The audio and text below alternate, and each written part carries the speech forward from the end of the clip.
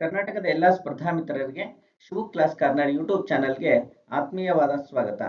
ಇವತ್ತಿನ ದಿನ ನಾವು ಜೂನ್ ತಿಂಗಳ ಪ್ರಮುಖ ಪ್ರಚಲಿತ ಘಟನೆಗಳ ಪಾರ್ಟ್ 2 ಭಾಗವನ್ನು ನೋಡೋಣ.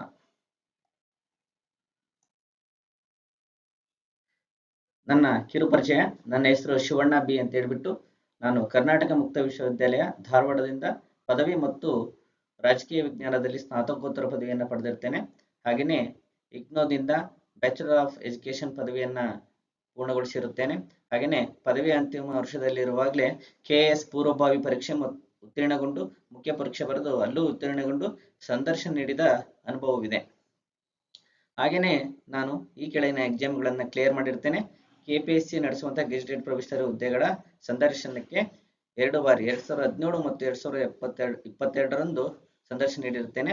ಹಾಗೆಯೇ ಕೇಂದ್ರ ಸರ್ಕಾರ ನಡೆಸುವಂತಹ ರೈಲ್ವೆ ರಿಕ್ರೂಟ್ಮೆಂಟ್ ಬೋರ್ಡ್ ಎಕ್ಸಾಮ್ಗಳನ್ನು 2013 ಮತ್ತು 2015ರಿಂದ ಕ್ಲಿಯರ್ ಮಾಡಿರ್ತೇನೆ. ಹಾಗೆಯೇ TET ಪೇಪರ್ 1 ಮತ್ತು 2 2014ರಂದು ಕ್ಲಿಯರ್ ಮಾಡಿರ್ತೇನೆ. ಹಾಗೆಯೇ RTFR ಡಿಪಾರ್ಟ್ಮೆಂಟ್ ನಡೆಸುವಂತಹ ಸೆಕೆಂಡ್ ಡಿವಿಷನಲ್ ಅಸಿಸ್ಟೆಂಟ್ ಅಕೌಂಟೆಂಟ್ ಎನ್ನುವಂಥ ಎಕ್ಸಾಮ್ಗಳನ್ನು 2015ರಲ್ಲಿ ಕ್ಲಿಯರ್ ಮಾಡಿರ್ತೇನೆ. ಹಾಗೆಯೇ ಪ್ರೈಮರಿ ಸ್ಕೂಲ್ ಟೀಚರನ್ನು 2016ರಲ್ಲಿ ಕ್ಲಿಯರ್ ಮಾಡಿರ್ತೇನೆ. ಹಾಗೆಯೇ ಕರ್ನಾಟಕ ಸ್ಟೇಟ್ ಎಲಿಜಿಬಿಲಿಟಿ ಟೆಸ್ಟ್ ಮತ್ತು UGC ನಡೆಸುವಂತಹ ನ್ಯಾಷನಲ್ ಎಲಿಜಿಬಿಲಿಟಿ ಟೆಸ್ಟನ್ನು ಪೊಲಿಟಿಕಲ್ ಸೈನ್ಸ್ ಸಬ್ಜೆಕ್ಟ್ನಲ್ಲಿ ಕ್ಲಿಯರ್ ಮಾಡಿರ್ತೇನೆ. ಹಾಗೆಯೇ KE ಅವರು ನಡೆಸಿರುವಂತಹ ಅಸಿಸ್ಟೆಂಟ್ ಪ್ರೊಫೆಸರ್ಗೆ 1:2 ವೆರಿಫಿಕೇಶನ್ ಹೋಗಿರುತ್ತೇನೆ. ಹಾಗೆಯೇ 2015ರಲ್ಲಿ KPSC ನಡೆಸುವಂತಹ ಗೆಜೆಟೆಡ್ ಪ್ರೊಫೆಸರ್ ಹುದ್ದೆಗಳ ಸಂದರ್ಶನ ಮುಖ್ಯ ಪರೀಕ್ಷೆಯನ್ನು ಬರೆದಿರುವಂತಹ ಅನುಭವವಿದೆ. ಬನ್ನಿ ಈ ತಿಂಗಳ ಕರೆಂಟ್ ಅಫೇರ್ಸ್ ಬಗ್ಗೆ ನೋಡೋಣ. ಹಾಗಾದ್ರೆ ಈ ತಿಂಗಳ ಪ್ರಮುಖ ಪ್ರಚಲಿತ ಘಟನೆಗಳಲ್ಲಿ ಯಾವ ವಿಷಯಗಳನ್ನು ನಾವು ನೋಡ್ತೀವಿ ಅನ್ನೋದನ್ನ ನೋಡೋದಾದ್ರೆ, ಫ್ರೆಂಚ್ ಓಪನ್ ಗ್ರ್ಯಾಂಡ್ ಸ್ಲಾಮ್ ಪ್ರಶಸ್ತಿ ಬಗ್ಗೆ ತಿಳ್ಕೊಳ್ತೀವಿ. ಹಾಗೆಯೇ ಕೇಂದ್ರ ಸರ್ಕಾರ ಇತ್ತೀಚೆಗೆ ಹೊರಡಿಸಿರುವಂತಹ ಮರಣದರದ ಬಗ್ಗೆ ತಿಳ್ಕೊಳ್ತೀವಿ. ಹಾಗೆಯೇ ಇತ್ತೀಚೆಗೆ ವಿಶ್ವ ಬ್ಯಾಂಕ್ ಹೊರಡಿಸಿರುವಂತಹ ಭಾರತದ ಬಡತನದ ಕುರಿತು ವರದಿಯ ಬಗ್ಗೆ ತಿಳಿತೀವಿ. ಹಾಗೆಯೇ ಕೃಷಿ ಭಯೋತ್ಪಾದನೆ ಎನ್ನುವಂತಹ ವಿಚಾರದ ಬಗ್ಗೆ ನೋಡೋಣ. ಹಾಗೆಯೇ ಇತ್ತೀಚೆಗೆ ಸುದ್ದಿಯಲ್ಲಿರುವಂತಹ ಸುಕ್ರೋಟ್ರಾ ದ್ವೀಪದ ಬಗ್ಗೆ ತಿಳ್ಕೊಳ್ಳೋಣ. ಹಾಗೆಯೇ ಇತ್ತೀಚೆಗೆ ಹವಾಮಾನ ಬದಲಾವಣೆ ಕಾರ್ಯಕ್ಷಮತೆ ಸೂಚ್ಯಂಕ ಭಾರತದ ಸ್ಥಾನ ಏನು ಅನ್ನೋದನ್ನ ತಿಳಿಯೋಣ. ಹಾಗೆಯೇ ಭಾರತದ ಮಹತ್ವಾಕಾಂಕ್ಷೆಯ ಗಗನಯಾನ ಯೋಜನೆಯ ಬಗ್ಗೆ ತಿಳ್ಕೊಳ್ಳೋಣ. ಹಾಗೆಯೇ ನಾರ್ವೆ ಚೆಸ್ ಚಾಂಪಿಯನ್ಶಿಪ್ ಬಗ್ಗೆ ಕೂಡ ಈ ವಿಡಿಯೋದಲ್ಲಿ ಮಾಹಿತಿ ಇದೆ.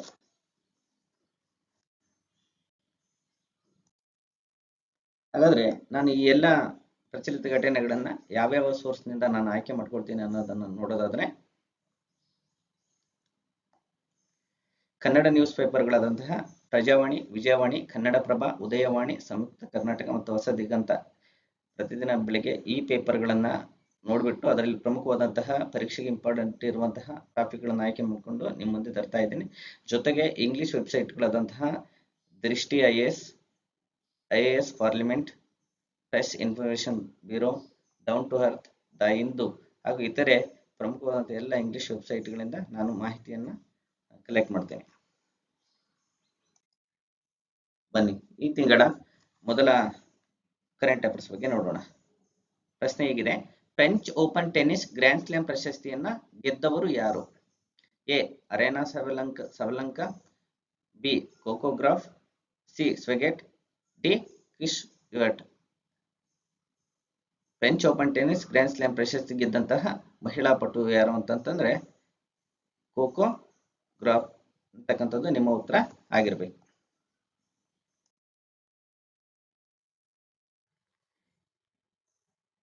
ಕೋಕೋಗೆ ಫ್ರೆಂಚ್ ಕಿರೀಟ.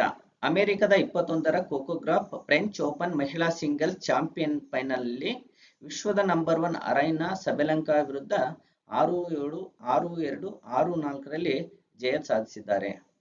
ಏನು ಇತ್ತೀಚೆಗೆ ಫ್ರೆಂಚ್ ಓಪನ್ ಟೆನ್ನಿಸ್ ಟೂರ್ನಿ ನಡೀತಲ್ಲ, ಅಲ್ಲಿ ಮೊದಲ ಶ್ರೇಯಾಂಕಿತ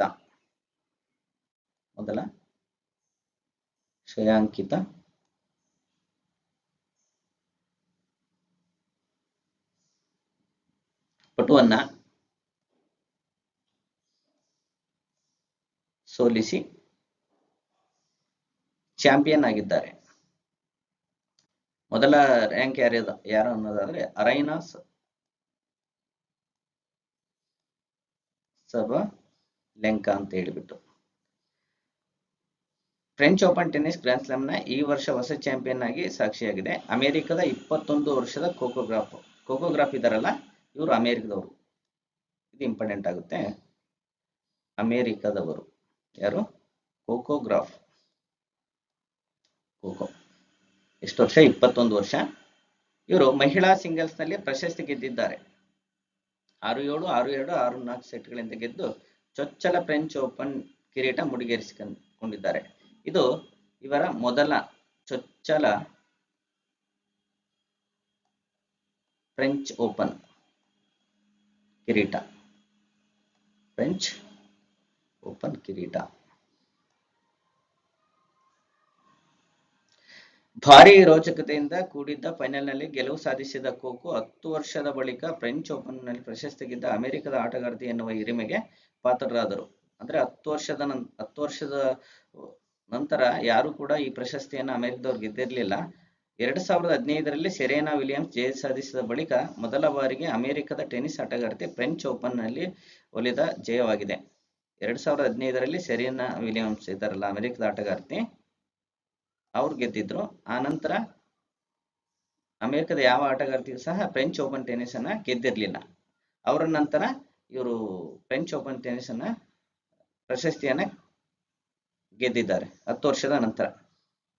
ಚೊಚ್ಚಲ ಓಪನ್ ಜಯಿಸುವ ನಿರೀಕ್ಷೆಯಲ್ಲಿದ್ದರು. ಆದರೆ ನಂತರದಲ್ಲಿ ಸೆಟ್ಗಳಲ್ಲಿ ಕೋಕೋ ಪ್ರಾಬಲ್ಯ ಮೆರೆದು ಪ್ರಶಸ್ತಿ ಮುತ್ತಿಟ್ರು. ಈ ಅರೆನಾ ಸಬಲೆಂಕಾ ಇದಾರಲ್ಲ, ಇವರು ಸಹ ಫ್ರೆಂಚ್ ಓಪನ್ ಟೆನ್ನಿಸ್ ಪ್ರಶಸ್ತಿ ಗೆದ್ದಿಲ್ಲ. ಮೊದಲ ಬಾರಿ ಗೆಲ್ಲುವಂತಹ ಒಂದು ತವಕದಲ್ಲಿದ್ರು. ಆದರೆ ಮೊದಲ ಸೆಟ್ ಗೆದ್ರು ಕೂಡ ನೆಕ್ಸ್ಟ್ 2 ಸೆಟ್ ಅಲ್ಲಿ ಸೋತು ಪ್ರಶಸ್ತಿಯಿಂದ ವಂಚಿತರಾಗಿದ್ದಾರೆ. ಹಾಗಾದ್ರೆ ಕೋಕೋಗೆ ಫ್ರೆಂಚ್ ಕಿರೀಟ ಸಿಕ್ತಲ್ಲ, ಈ ಮೊದಲು ಅವರು ಏನಾದ್ರು ಬೇರೆ ಫ್ರೆಂಚ್ ಓಪನ್ ಟೆನ್ನಿಸ್ ಅನ್ನ ಗೆದ್ದಿದ್ರ? ಇದು ಅವರ 2ನೇ ಗ್ರಾಂಡ್ ಸ್ಲಾಮ್ ಜಯ. 2023ರಲ್ಲಿ ತಮ್ಮ 19ನೇ ವಯಸ್ಸಿನಲ್ಲಿಯೇ US ಓಪನ್ ಗೆದ್ದಿದ್ದ ಕೋಕೋಗ್ರಾಫ್ 2ನೇ ಬಾರಿಗೆ ಗ್ರ್ಯಾಂಡ್ ಸ್ಲಾಮ್ ಪ್ರಶಸ್ತಿಯನ್ನ ಜಯಿಸಿದ್ದಾರೆ. ಅವರು 19ನೇ ವಯಸ್ಸಿನಲ್ಲಿ US ಓಪನ್ ಗ್ರ್ಯಾಂಡ್ ಸ್ಲಾಮ್ ಪ್ರಶಸ್ತಿಯನ್ನ ಗೆದ್ದಿದ್ರು.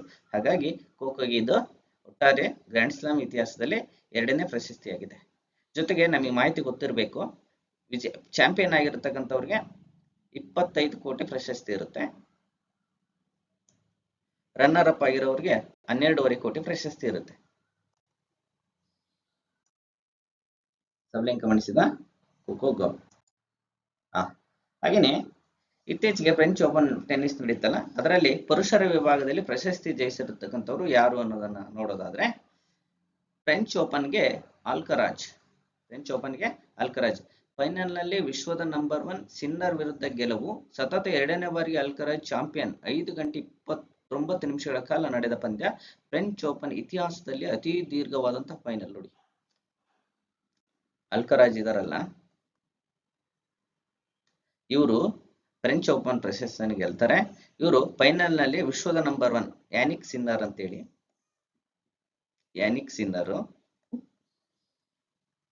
ಇವರನ್ನ ಸೋಲಿಸಿ ಚಾಂಪಿಯನ್ ಆಗ್ತಾರೆ. ಲಾಸ್ಟ್ ಇಯರ್ ಕೂಡ ಇವರೇ ವಿನ್ ಆಗಿದ್ರು 2024ರಲ್ಲಿ. ಈ ಬಾರಿ ಕೂಡ ಮತ್ತೆ ಅಲ್ಕರಾಜ್ ವಿನ್ ಆಗಿದ್ದಾರೆ. ಮುಂದಿನ ಒಂದು ದಶಕದ ಕಾಲ ಟೆನ್ನಿಸ್ ಲೋಕವನ್ನು ಆಳುವ ಭರವಸೆ ಮೂಡಿಸಿರುವಂತಹ ಇಬ್ಬರು ಅದ್ಭುತ ಟೆನ್ನಿಸ್ ಪ್ರತಿಭೆಗಳ ನಡುವೆ ನಡೆದ French open grand slam final ವಿಶ್ವದಾದ್ಯಂತ ಅಭಿಮಾನಿಗಳಿಗೆ ರಸದೌತಣವನ್ನು ಉಣಬಡಿಸಿತು. ವಿಶ್ವದ ನಂಬರ್ 1 ಇಟಲಿಯ ಯಾನಿಕ್ ಸಿನ್ನರ್ ಅವರು 4-6, 6-7, 6-4, 7-6, 7-6 ಸೆಟ್ಗಳಿಂದ ಸೋಲಿಸಿ ಹಾಲಿ ಚಾಂಪಿಯನ್ ವಿಶ್ವದ ನಂಬರ್ 2 ಸ್ಪೇನ್ನ ಕಾರ್ಲೋಸ್ ಅಲ್ಕರಾಜ್ ಸತತ 2ನೇ ಬಾರಿಗೆ ವಿನ್ ಆದರು. ಬರೋಬ್ಬರಿ 5 ಗಂಟೆ 29 ನಿಮಿಷಗಳ ಕಾಲ ಸೆಣಸಾಟದಲ್ಲಿ ಅಲ್ಕರಾಜ್ ತಾಳ್ಮೆ, ಛಲ, ಹೋರಾಟಕ್ಕೆ ಜಯ ದೊರೆಯಿತು. ಸುಮಾರು ಎಷ್ಟು ಗಂಟೆ ನಡೆಯಿತು ಅಂದ್ರೆ 5 ಗಂಟೆ 29 ನಿಮಿಷ ನಿರಂತರವಾಗಿ ಆಟ ಮುಂದುವರಿಯುತ್ತೆ. ಇದು ಫ್ರೆಂಚ್ ಓಪನ್ ಇತಿಹಾಸದಲ್ಲಿ ಸುದೀರ್ಘ ಅವಧಿಗೆ ನಡೆದ ಫೈನಲ್ ಪಂದ್ಯ ಎನಿಸಿತು. ಫ್ರೆಂಚ್ ಓಪನ್ ಟೆನ್ನಿಸ್ ಏನು ಕ್ರೀಡಾಕೂಟ ಆರಂಭವಾಗುತ್ತಲ್ಲ, ಟೂರ್ನಿ, ಅದರಲ್ಲಿ ಅತ್ಯಂತ ದೀರ್ಘವಾದಂತಹ ಒಂದು ಆಟ ಆಗಿದೆ ಇದು. 5 ಗಂಟೆ 29 ನಿಮಿಷ ಅಲ್ಕರಾಜ್ ಮತ್ತು ಯಾನಿಕ್ ಸಿನ್ನರ್ ನಡುವೆ ನಡೆದಿರುವಂತಹ ಫೈನಲ್ ಹೋರಾಟ. ಈ ಮೊದಲು 4 ಗಂಟೆ 42 ನಿಮಿಷ ಇತ್ತು. ಆ ದಾಖಲೆಯನ್ನ ಇವರ ಆಟ ಮುರಿದಿದೆ. ಮೊದಲ 2 ಸೆಟ್ಗಳನ್ನ ಸೋತಿದ್ದಂತಹ ಅಲ್ಕರಾಜು 3ನೇ ಸೆಟ್ಗೆ ಗೆದ್ದು ಪುಟಿದೆದ್ದರು. ಬಳಿಕ 4ನೇ ಸೆಟ್ನಲ್ಲಿ 3-5, ಗೇಮ್ಗಳಿಂದ ಹಿಂದಿದ್ದ ಸ್ಪೇನ್ ಆಟಗಾರನ ಪಂದ್ಯ ಸೋಲುವ ಭೀತಿಯಲ್ಲಿದ್ದರು.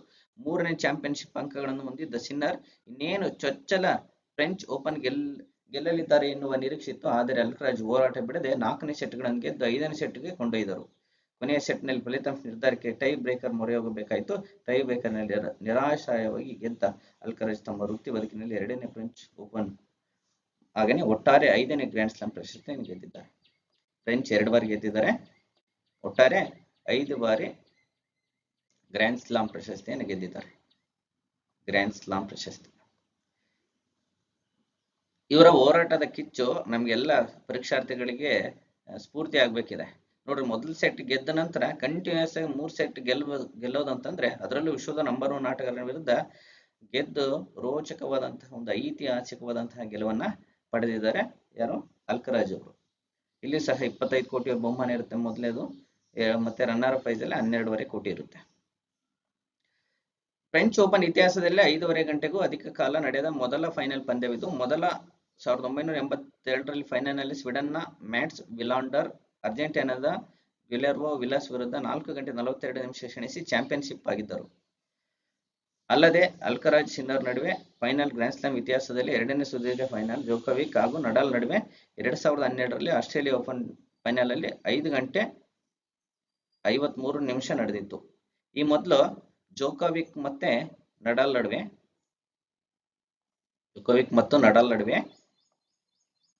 2012ರಲ್ಲಿ ಸುಮಾರು 5 ಗಂಟೆ 53 ನಿಮಿಷ ಆಟ ನಡೆದಿತ್ತು.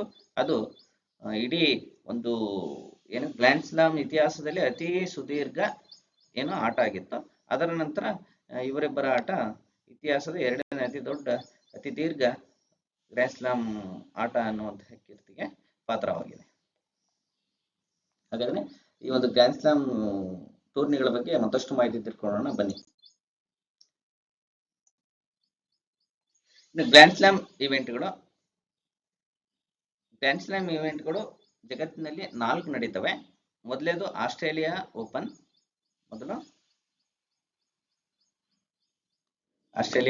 ನಡೆಯುತ್ತೆ. Australia open. ಅನಂತರ ಫ್ರೆಂಚ್ ನಡೆಯುತ್ತೆ. ಅನಂತರ ವಿಂಬಲ್ಡನ್ ನಡೆಯುತ್ತೆ. ಅನಂತರ US ಓಪನ್ ಟೆನಿಸ್ ನಡೆಯುತ್ತೆ. ಈಗ Australia open grand slam tournament ಈಗ ಮುಗಿದಿದೆ. ಮೊನ್ನೆ ತಾನೇ ಫ್ರೆಂಚ್ ಮುಗೀತು. ಈಗ ಜೂನ್ ತಿಂಗಳಲ್ಲಿ ವಿಂಬಲ್ಡನ್ ಆರಂಭವಾಗಿದೆ. ಇನ್ನೇನು ಈ ವರ್ಷದ ಅಂತ್ಯದಲ್ಲಿ US ಓಪನ್ ಆಗುತ್ತೆ. ಇದನ್ನ ನೆನ್ಪಿಟ್ಕೋಬೇಕಂದ್ರೆ AFWS ಇವು 4 ಸಂಕೇತಗಳನ್ನ ನೆನ್ಪಿಟ್ಕೊಂಡ್ರೆ ಅದು ಕ್ರಮಾನುಗತವಾಗಿ ಯಾವ್ಯಾವ ಟೂರ್ನಿಗಳು ನಡೀತೀವ ಅಂತೇಳಿ ಪ್ರಶ್ನೆಗಳನ್ನು ಕೇಳ್ತಾರೆ ಎಕ್ಸಾಮ್ ಅಲ್ಲಿ. ಹಾಗಾಗಿ ಇದನ್ನ ನೆನ್ಪಿರ್ಬೇಕು ನಿಮಗೆ. ಯಾವ್ಯಾವ ನಡೀತಾ ಅನ್ನೋದಾದ್ರೆ ಆಸ್ಟ್ರೇಲಿಯಾ ಓಪನ್ ಟೆನಿಸ್ ಟೂರ್ನಿ ಜನವರಿ 12ರಿಂದ 26ವರೆಗೆ ನಡೆಯುತ್ತೆ. ಹಾಗೇನೆ ಫ್ರೆಂಚ್ ಓಪನ್ ಟೆನಿಸ್ ಯಾವಾಗ ನಡೆಯುತ್ತೆ ಅಂದ್ರೆ ಮೇ 25ರಿಂದ ಜೂನ್ 28ರವರೆಗೆ ನಡೆಯುತ್ತೆ. ಹಾಗೇನೆ ವಿಂಬಲ್ಡನ್ ಯಾವಾಗ ನಡೆಯುತ್ತೆ ಅನ್ನೋದಾದ್ರೆ ಜುಲೈ 1ರಿಂದ 14ರವರೆಗೆ ನಡೆಯುತ್ತೆ. ಜುಲೈ 14. ಮತ್ತೆ US ಓಪನ್ ಟೆನಿಸ್ ಟೂರ್ನಿ ಯಾವಾಗ ನಡೆಯುತ್ತೆ ಅಂದ್ರೆ ಆಗಸ್ಟ್ 26ರಿಂದ ಸೆಪ್ಟೆಂಬರ್ 8ರವರೆಗೆ ನಡೆಯುತ್ತೆ. ಇದು ಗ್ರ್ಯಾಂಡ್ ಸ್ಲಾಮ್ಗಳ ಒಂದು ಯಾವಾಗ ನಡೀತವೆ ಅನ್ನೋದ್ರ ಬಗ್ಗೆ ಮಾಹಿತಿ. ಬನ್ನಿ ಇನ್ನೊಂದು ವಿಷಯದ ಬಗ್ಗೆ ತಿಳ್ಕೊಳ್ಳೋಣ. ಇತ್ತೀಚೆಗೆ ಮರಣ ದರದ ಬಗ್ಗೆ ಕೇಂದ್ರ ಸರ್ಕಾರ ಒಂದು ವರದಿ ಬಿಡುಗಡೆ ಮಾಡಿದೆ. ಏನಿದೆ ಅದರಲ್ಲಿ ಅನ್ನೋದನ್ನು ನೋಡೋಣ.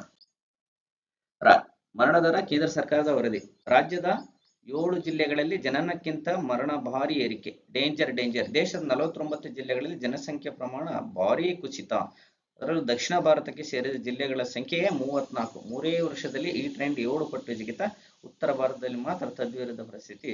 ಅಲ್ಲಿ ಜನಸಂಖ್ಯೆ ಜಿಗಿತ ಅಂತ ಕೇಂದ್ರ ವರದಿ ಮಾಡಿದೆ. ಏನ್ ಮಾಡಿದೆ ಅಂದ್ರೆ ಉತ್ತರ ಭಾರತದಲ್ಲಿ ಜನಸಂಖ್ಯೆ ಏರ್ತಾ ಇದೆ, ದಕ್ಷಿಣ ಭಾರತದಲ್ಲಿ ಜನಸಂಖ್ಯೆ ಇಳಿತಾ ಇದೆ ಅನ್ನುವಂತಹ ಮಾಹಿತಿಯನ್ನ ಇದು ಕೊಡುತ್ತೆ. ಅದರಲ್ಲೂ ಕರ್ನಾಟಕದ ಈ 7 ಜಿಲ್ಲೆಗಳು ಅಪಾಯದಲ್ಲಿದೆ ಅಂತ ಹೇಳ್ತಾ ಇದೆ. 2021ರ ನಾಗರಿಕರ ನೋಂದಣಿ ದತ್ತಾಂಶ ಅನ್ವಯ ಕರ್ನಾಟಕದ 7 ಜಿಲ್ಲೆಗಳು ಹೆಚ್ಚು ಮರಣ ದರವನ್ನು ಕಾಣ್ತಿದೆ. ಯಾವ್ಯಾವ ಅನ್ನೋದಾದ್ರೆ ಒಂದು ಉಡುಪಿ, ಹಾಸನ, ಮಂಡ್ಯ, ಚಾಮರಾಜನಗರ, ರಾಮನಗರ, ಬೆಂಗಳೂರು ಗ್ರಾಮಾಂತರ ಮತ್ತು ಚಿತ್ರದುರ್ಗ ಜಿಲ್ಲೆಗಳು ಜನನಕ್ಕಿಂತ ಸಾವಿನ ಸಂಖ್ಯೆ ಅಧಿಕವಾಗಿದೆ ಎನ್ನುವಂತಹ ವರದಿಯನ್ನ ಬಿಡುಗಡೆ ಮಾಡಿದೆ. ಇದು ಮರಣ ದರದ ಬಗ್ಗೆ ಮಾಹಿತಿ. ಇದರ ಬಗ್ಗೆ ಇನ್ನಷ್ಟು ಮಾಹಿತಿಯನ್ನು ತಿಳಿಯೋಣ. ಹಾಗಾದ್ರೆ ಮರಣದರ ಅಂದ್ರೆ ಏನು ಅಂತ, ಒಂದು ನಿರ್ದಿಷ್ಟ ಪ್ರದೇಶದಲ್ಲಿ ಒಂದು ನಿರ್ದಿಷ್ಟ ಅವಧಿಯಲ್ಲಿ ಸಂಭವಿಸುವ ಸಾವುಗಳ ಸಂಖ್ಯೆಯನ್ನ ಜನಸಂಖ್ಯೆಯ ಗಾತ್ರಕ್ಕೆ ಹೋಲಿಸಿ ಅಳೆಯುವ ಒಂದು ಅಳತೆಯಾಗಿದೆ. ಇದನ್ನು ಸಾಮಾನ್ಯವಾಗಿ ಪ್ರತಿ 1000 ಜನರಿಗೆ ಸಾವಿನ ಸಂಖ್ಯೆಯ ರೂಪದಲ್ಲಿ ವ್ಯಕ್ತಪಡಿಸಲಾಗುತ್ತೆ. ಪ್ರತಿ 1000 ಜನರಿಗೆ ಎಷ್ಟು ಜನ ಸಾವನ್ನ ಅಪ್ತಾರೆ ಅನ್ನುವಂತಹ ಒಂದು ಆಧಾರದ ಮೇಲೆ ಮರಣ ದರವನ್ನ ಕಂಡುಹಿಡಿಯಲಾಗುತ್ತದೆ. ಹಾಗಾದ್ರೆ ಮರಣ ದರವನ್ನು ಹಲವಾರು ವಿಧಗಳಲ್ಲಿ ಕಂಡುಹಿಡಿಯಲಾಗುತ್ತೆ. ಅವುಗಳಲ್ಲಿ ಯಾವ್ಯಾವ ವಿಧಗಳಿದಾವೆ ಅಂತಂದ್ರೆ, ಒಂದು ಕಚ್ಚಾ ಮರಣ ದರ. ಇದು ಒಂದು ನಿರ್ದಿಷ್ಟ ಪ್ರದೇಶದಲ್ಲಿ ಒಟ್ಟು ಜನಸಂಖ್ಯೆಯಲ್ಲಿ ಸಂಭವಿಸುವ ಎಲ್ಲ ಸಾವುಗಳು, ಒಟ್ಟಾರೆಯಾಗಿ ಅಲ್ಲಿ ಸಂಭವಿಸುವಂತ ಎಲ್ಲ ಸಾವುಗಳನ್ನ ಕಚ್ಚಾ ಮರಣ ದರ ಅಂತ ಹೇಳಿ ಕರೀತಾರೆ. ಹಾಗೇನೆ ಶಿಶು ಮರಣ ದರ ಅಂತ ಹೇಳಿ ಒಂದು ಬರುತ್ತೆ. ಇದು ಒಂದು ವರ್ಷಕ್ಕಿಂತ ಕಡಿಮೆ ವಯಸ್ಸಿನ ಮಕ್ಕಳ ಸಾವಿನ ಪ್ರಮಾಣವಾಗಿದೆ. ಇದನ್ನು ಪ್ರತಿ 1000 ಜೀವಂತ ಜನನಗಳಿಗೆ ಹೋಲಿಸಿ ಲೆಕ್ಕ ಹಾಕಲಾಗುತ್ತೆ. 1 ವರ್ಷಕ್ಕಿಂತ ಕಡಿಮೆ ವಯಸ್ಸಿನ ಮಕ್ಕಳು ಸತ್ತಾಗ ಅದನ್ನ ಶಿಶು ಮರಣ ದರ ಅಂತ ಕರೀತಾರೆ. ಶಿಶು ಮರಣ ದರ. ಹಾಗೇನೆ ಇನ್ನೊಂದು ತಾಯಂದಿರ ಮರಣ ದರ ಅಂತ ಬರುತ್ತೆ, ಮೆಟರ್ನಿಟಿ ಮಾರ್ಟಾಲಿಟಿ ರೇಟ್ ಅಂತೇಳಿ. ಇದು ಗರ್ಭಧಾರಣೆ ಅಥವಾ ಹೆರಿಗೆಯ ಸಂಬಂಧಿತ ಕಾರಣಗಳಿಂದ ಸಂಭವಿಸುವಂತಹ ಮಹಿಳೆಯರ ಸಾವಿನ ಸಂಖ್ಯೆಯನ್ನು ಸೂಚಿಸುತ್ತದೆ. ಇದು ಸಹ ಇದು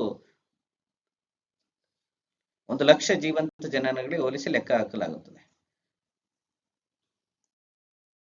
ಹಾಗೆಯೇ ಭಾರತದಲ್ಲಿ ಯಾವ ವರ್ಷ ಎಷ್ಟೆಷ್ಟು MMR ತಾಯಿ ಮರಣ ದರ ಇತ್ತು ಅನ್ನೋದನ್ನು ನೋಡೋದಾದ್ರೆ 2004-6ರಲ್ಲಿ 254 ಇತ್ತು, ಮತ್ತೆ 2007-9ರಲ್ಲಿ 212 ಇತ್ತು, 2010ರಲ್ಲಿ 2010ರಿಂದ 12ವರೆಗೆ 178. ಇದು ಡಿಕ್ರೀಸ್ ಆಗ್ತಾ ಬರ್ತಾ ಇದೆ. ಈಗ 2017-19ರಲ್ಲಿ ವರದಿಯ ಪ್ರಕಾರ 103 ಇದೆ. ಮತ್ತೆ ಇತ್ತೀಚಿನ ವರದಿಗಳ ಬಗ್ಗೆ ತಿಳ್ಕೊಂಡು ಬನ್ನಿ. ಭಾರತದಲ್ಲಿ ತಾಯಿ ಮರಣ ರೇಟ್, ಮ್ಯಾಟರ್ನಿಟಿ ಮೊರ್ಟಾಲಿಟಿ ರೇಟ್ ಎಷ್ಟಿದೆ? 2020 ಮತ್ತು 22ರ ಅವಧಿಯಲ್ಲಿ ಇಂಡಿಯಾ 97 ತಾಯಂದಿರ ಮರಣಗಳು ಪ್ರತಿ 1,00,000 ಬದುಕುಳಿದ ಪ್ರಸವಗಳಿಗೆ ಸಿಗುತ್ತೆ. ಎಷ್ಟಿದೆ ಈಗ? 2022ರ ಪ್ರಕಾರ, 2022ರ ಪ್ರಕಾರ ತಾಯಿ ಮರಣ ದರ ಎಷ್ಟಿದೆ? 97 ಇದೆ. ಇದು SDGಯ ಗುರಿಯ ಪ್ರಕಾರ MMR ಅನ್ನು 70ಕ್ಕಿಂತ ಕಡಿಮೆ ಮಾಡಲು ಪ್ರಯತ್ನ ಮಾಡುತ್ತೆ. SDG ಗುರಿ ಏನಿದಾವಲ್ಲ ಅವನ್ನ ಸಾಧಿಸಬೇಕು ಅಂತಂದ್ರೆ MMR ಎಷ್ಟಿರಬೇಕು? 70%ಗಿಂತ ಕಡಿಮೆ ಇರಬೇಕು. 70% ಅಲ್ಲ, 70. 1,00,000 ಮರಣಗಳಿಗೆ 70 ಇರಬೇಕು. ಹಾಗೇನೆ ಇನ್ಫಿನಿಟಿ ಮಾರ್ಟಾಲಿಟಿ ರೇಟ್ IMR ಇದೆಯಲ್ಲ, ಅದು ಎಷ್ಟಿದೆ ಅಂತಂದ್ರೆ ಇಂಡಿಯಾದಲ್ಲಿ 28 ಇದೆ. ಇಂಪಾರ್ಟೆಂಟ್ ಆಗುತ್ತೆ. ಇದನ್ನ ಎಕ್ಸಾಮ್ಗಳಲ್ಲಿ ಈಗಾಗಲೇ ಕೇಳಿದರೆ, ಮುಂಬರುವ ಎಕ್ಸಾಮ್ಗಳು ಕೂಡ ಈ ಒಂದು ಟಾಪಿಕ್ ಮೇಲೆ ನಿಮಗೆ ಪ್ರಶ್ನೆ ಕೇಳಲಾಗುತ್ತದೆ. ಹಾಗಾದ್ರೆ ಶಿಶು ಮರಣ ದರ ಎಷ್ಟಿದೆ ಅಂತಂದ್ರೆ 2022ರ ಪ್ರಕಾರ 1,000 ಜೀವಂತ ಹೆರಿಗೆಗಳಲ್ಲಿ 28 ಶಿಶುಗಳು ಸಾಯ್ತಾರೆ. ಏನು 2014ರಲ್ಲಿ ಇದು 39 ಇತ್ತು. ಪ್ರತಿ ವರ್ಷ ಸುಧಾರಣೆ ಕಂಡ್ಕೊಂತ ಬರ್ತಾ ಇದೆ. ಈಗ ಪ್ರೆಸೆಂಟ್ ಎಷ್ಟಿದೆ ಅಂತಂದ್ರೆ 22ರ ಪ್ರಕಾರ 28 ಇದೆ. ಇನ್ನು ಕರ್ನಾಟಕದ ವಿಷಯಕ್ಕೆ ಬಂತಂದ್ರೆ 63 ಪ್ರತಿ 1,00,000 ಬದುಕುಳಿದ ಹೆರಿಗೆಗಳಿಗೆ ಕಂಡುಬರುತ್ತೆ. 1,00,000 ತಾಯಂದಿರ ಮರಣದರಲ್ಲಿ ಹೆರಿಗೆ ಮಾಡಬೇಕಾದ್ರೆ 63 ತಾಯಂದಿರು ಮರಣವನ್ನು ಹೊಂದುತ್ತಾರೆ ಕರ್ನಾಟಕದ ವಿಚಾರಕ್ಕೆ ಬಂತಂದ್ರೆ. ಹಾಗೇನೆ ಶಿಶು ಮರಣ ದರ 21 ಇದೆ 1000 ಹೆರಿಗೆಗಳಿಗೆ. ಹಿಂದಿನ ವರ್ಷ 23 ಇತ್ತು. ಇತ್ತೀಚಿನ ಒಂದು ಕರ್ನಾಟಕದ ಆರ್ಥಿಕ ಸಮೀಕ್ಷೆಯಲ್ಲಿ ಮಾಹಿತಿಯನ್ನ ಕಲೆಕ್ಟ್ ಮಾಡಿದ್ದೇನೆ. ಅಲ್ಲಿ ಏನೇನಿದೆ ಇತ್ತೀಚಿನ ದಾಖಲೆ ಅನ್ನೋದನ್ನ ನೋಡೋಣ. ವರದಿ ಏನಿದೆ? ಜನನ ಪ್ರಮಾಣ ಎಷ್ಟಿದೆ? ಪ್ರತಿ 1000 ಜನಸಂಖ್ಯೆಗೆ ನಮ್ಮ ಕರ್ನಾಟಕದಲ್ಲಿ 16.5 ಇದೆ. ಜನನ ದರ ಎಷ್ಟಿದೆ? 16.5 ಇದೆ. ಮರಣ ಪ್ರಮಾಣ ಎಷ್ಟಿದೆ ಅನ್ನೋದಾದ್ರೆ 6.2 ಇದೆ. ಮರಣ ಪ್ರಮಾಣ ಎಷ್ಟು? 6.2. ಹಾಗೇನೆ ಫಲವತ್ತತೆ ಪ್ರಮಾಣ ಎಷ್ಟು? 1.7 ಇದೆ. ಇತ್ತೀಚೆಗೆ ಏನು ವಿಶ್ವಸಂಸ್ಥೆ ವರದಿ ಮಾಡಿತ್ತಲ್ಲ, ಫಲವತ್ತತೆ ದರ ಕುಸಿತ ಅಂತೇಳಿ, ಅದಕ್ಕೆ ಇದು ಇಂಪಾರ್ಟೆಂಟ್ ಆಗುತ್ತೆ. ಕರ್ನಾಟಕದಲ್ಲಿ ಫಲವತ್ತತೆಯ ಪ್ರಮಾಣ ಎಷ್ಟಿದೆ ಅಂತಂದ್ರೆ 1.7 ಇದೆ.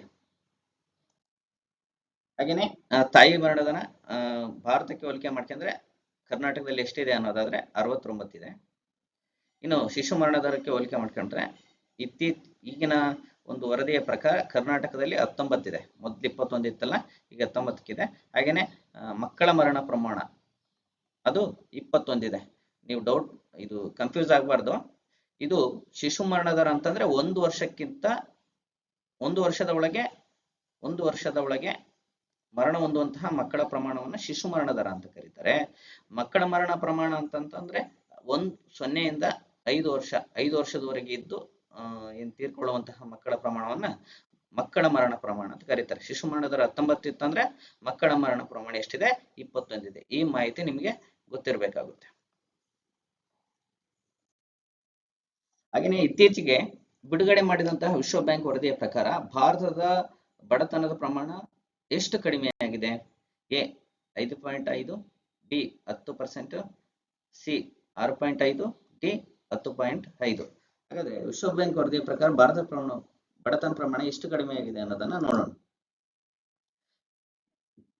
ಪ್ರಧಾನಿ ಮೋದಿ ಸರ್ಕಾರಕ್ಕೆ ಹಿರಿಮೆ. ದೇಶದಲ್ಲಿ ಬಡವರ ಸಂಖ್ಯೆ ಭಾರಿ ಇಳಿಕೆ, 27.1 ರಿಂದ 5.3ಕ್ಕೆ ಕುಸಿತ. ವಿಶ್ವ ಬ್ಯಾಂಕ್ 34 ಕೋಟಿಯಿಂದ 7.5 ಕೋಟಿಗೆ ಇಳಿಕೆ ಅಂತೇಳಿ ವರದಿ ಮಾಡಿದೆ.